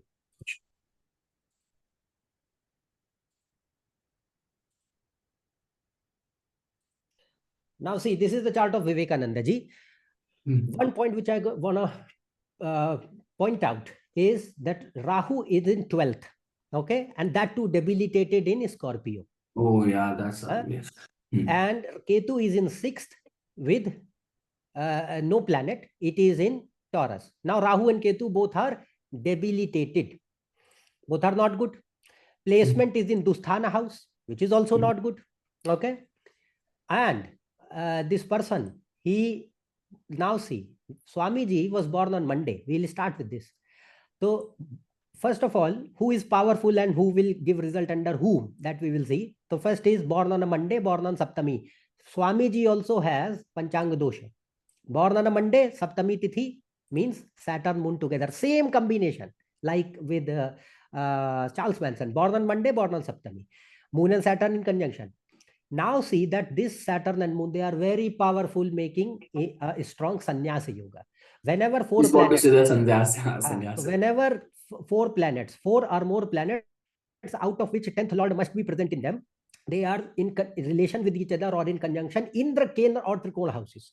In Kendra house or Trikona house, then only a strong sannyasi is considered. Saturn, and in his case, this sannyasi is made by Varesh, Moon.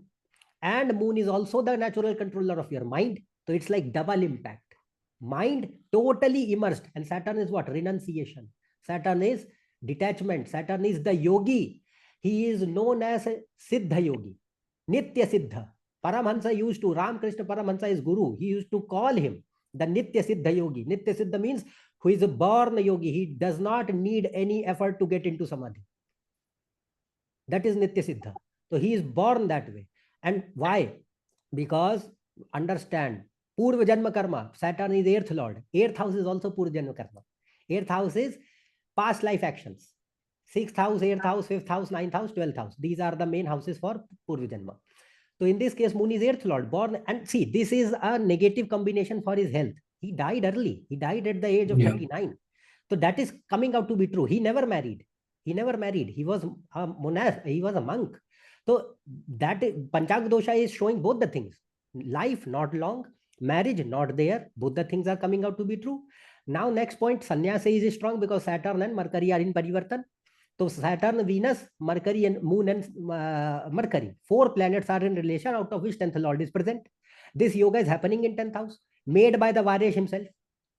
So it makes a strong combination for renunciation, detachment, isolation, a deep longing for emancipation. And further, this is aspected by Ketu. Moon and Saturn, they are aspected by Ketu. Another point, if you see that Moon is 8th Lord, Ketu is 12th Lord, Moksha Trikona controllers. The 8th house is Dhyana, Tapasya, 12th house is Samadhi, Moksha. Moon is only in relation with Saturn and Ketu aspect, no other planet. Saturn and Ketu are the only planet for detachment, isolation, renunciation, tap and vairagya. That is Saturn and Ketu. The Moon is bringing that. In Navamsha also, if you will see, Moon is again in 8th house. Tapa, vairagya. It is 9th Lord in 8th house. Bad for father, but very important for spiritual life. Another point, if you will see, this is the main point which I want to emphasize. He gained Nirvikalpa Samadhi in Rahu Dasha. Nirvikalpa Samadhi is the highest state possible. And anybody who reaches Nirvikalpa Samadhi cannot get back into the body. Not possible. He came back because Paramhansa, Ramakrishna Paramhansa, his guru. He was another man. He is another scale. He was considered as avatar. But I'm not talking about his case. He had tremendous powers, tremendous siddhis. And he helped him get Nirvikalpa Samadhi. But after he got, because he got Nirvikalpa Samadhi just weeks before his guru's death. Ramakrishna Paramhansa passed away in February 1886. And in January or last of December in 1885 and early January 1886, Vivekananda achieved Nirvikalpa Samadhi. After that, his guru passed away. And when he got into the Nirvikalpa Samadhi, Ramakrishna Paramahansa said to him that now you are not going to experience this again until and unless you have fulfilled your mission of birth. You have to spread Vedanta. You have to spread spirituality. You have to spread the knowledge of the Vedas. You have to do that. That is why you are born. And until and unless you are not gonna do that, Vivekananda never wanted to do that. He said that I won't do it. Vivekananda said to Ramakrishna that no matter what, I am not interested. I'm not gonna do it. He said that your bones will do it. I will make you do it. And he did it ultimately. So the thing here is that Vivekananda, ultimately, he gained Nirvikalpa Samadhi and he passed away in Samadhi at the age of 39. He went into his room of meditation. He passed away in Samadhi in 1902. But what I'm mentioning here is that who gave the first experience of Samadhi? Rahu.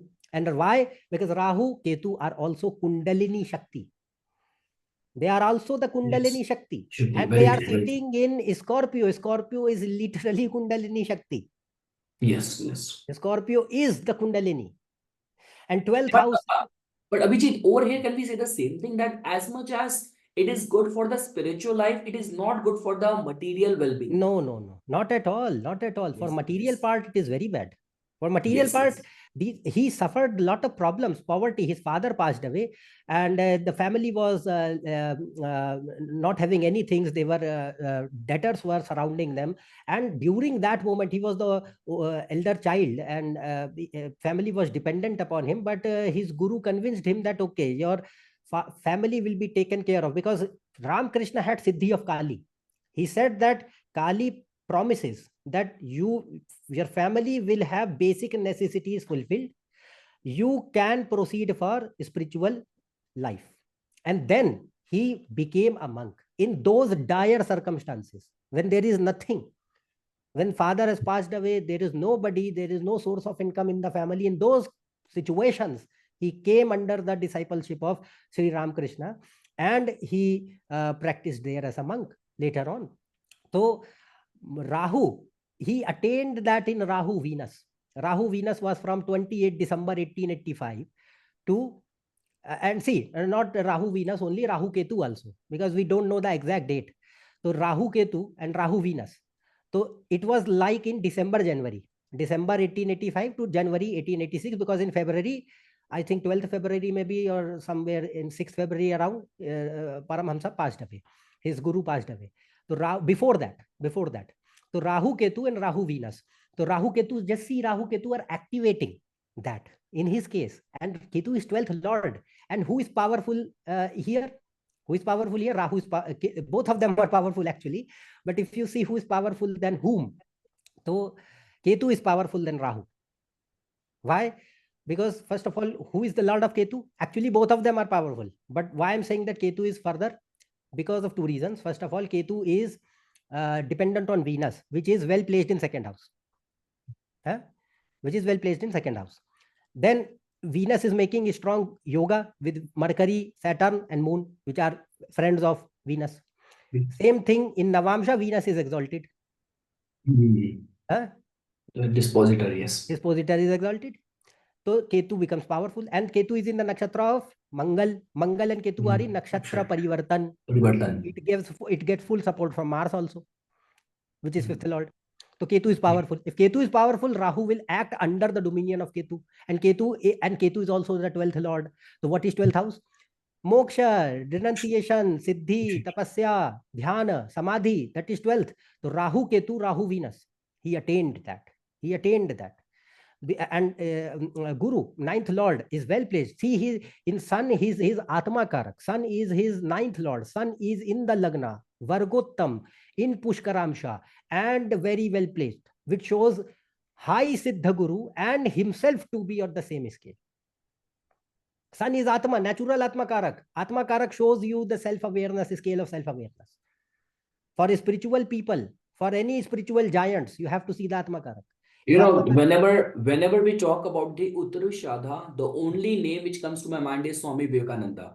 That sort of regality, nobility you can see. Correct. And one more thing which you have to understand, he was a very logical man of reason. He didn't believe his guru. He was a man of science and philosophy, and he was very much influenced by Western philosophical thought. But as I mentioned, Ram Krishna was on another scale. It's like Vivekananda, before meeting Ram Krishna, he knew the he understood the concept of God and everything from a theoretical point of view. Ram Krishna lived it. Ram Krishna, it's like he asked, the first question he asked with Ram Krishna, have you seen God? In all of Bengal, at that time, he went to prominent figures of Bengal at that time, and he asked them that, have you seen God? People gave him some answers which were not satisfactory to his scale, because none of them has seen God. Only Ram Krishna said that I have seen God just like the way I see you. And he was so astonished that how can a person claim so boldly that I see the God like I see you in real terms. So he's like, Ram Krishna was not adept in scholars as a scholar. He was not a bookish man. He was a man of experience. He was just a simple bhakta, but a very profound avatar. So when you people don't know about his guru very much, but when you understand Vivekananda's guru, there is a reason why he is a guru. Vivekananda is not an easy man to deal with. Ramakrishna says repeatedly in his, there is a book, I will not say, it is a biography written by one of his disciples, known as Gospel of Sri Ramakrishna. People can read if they are interested. You will find there that Ramakrishna says that Vivekananda has been one of the toughest students which I had. He used to question everything. He used to demean me. He used to ask so many questions. He used to never believe me at all.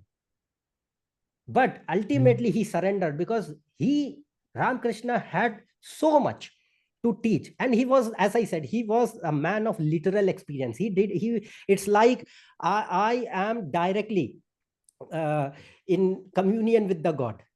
I know this by first-hand experience. I don't need books anymore. Books are for people who want to study and theorize.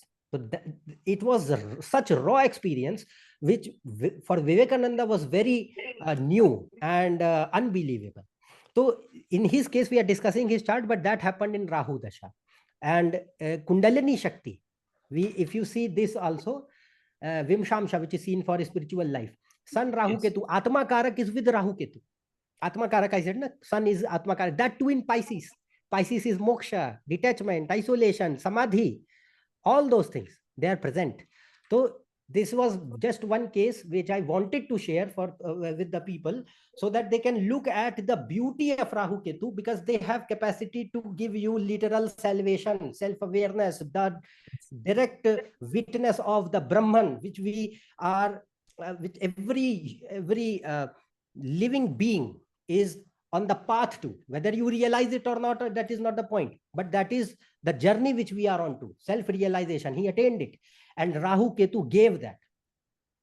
No, that's so delightful that you brought, because in this discussion, we brought all aspect, all avenue of Rahu and Ketu, like from giving someone a criminal mindset to massive political power to global fame towards Kundalini. Because the Kundalini word which you said, because I never thought it from that point of view. Definitely that serpentine energy going through all the chakras, that definitely is nodal axis. No, definitely, Abhijit, it was amazing talking to you. Definitely, we will, for our audience, we will definitely be coming up with some more interesting topics, and we'll try to serve that with proper logic, proper techniques, and proper case study. And definitely for the audience as well, if they have any suggestions, so guys, please feel free to suggest the more topics in the comment section, because me and like Abhijit will be doing many more videos. This is just a beginning.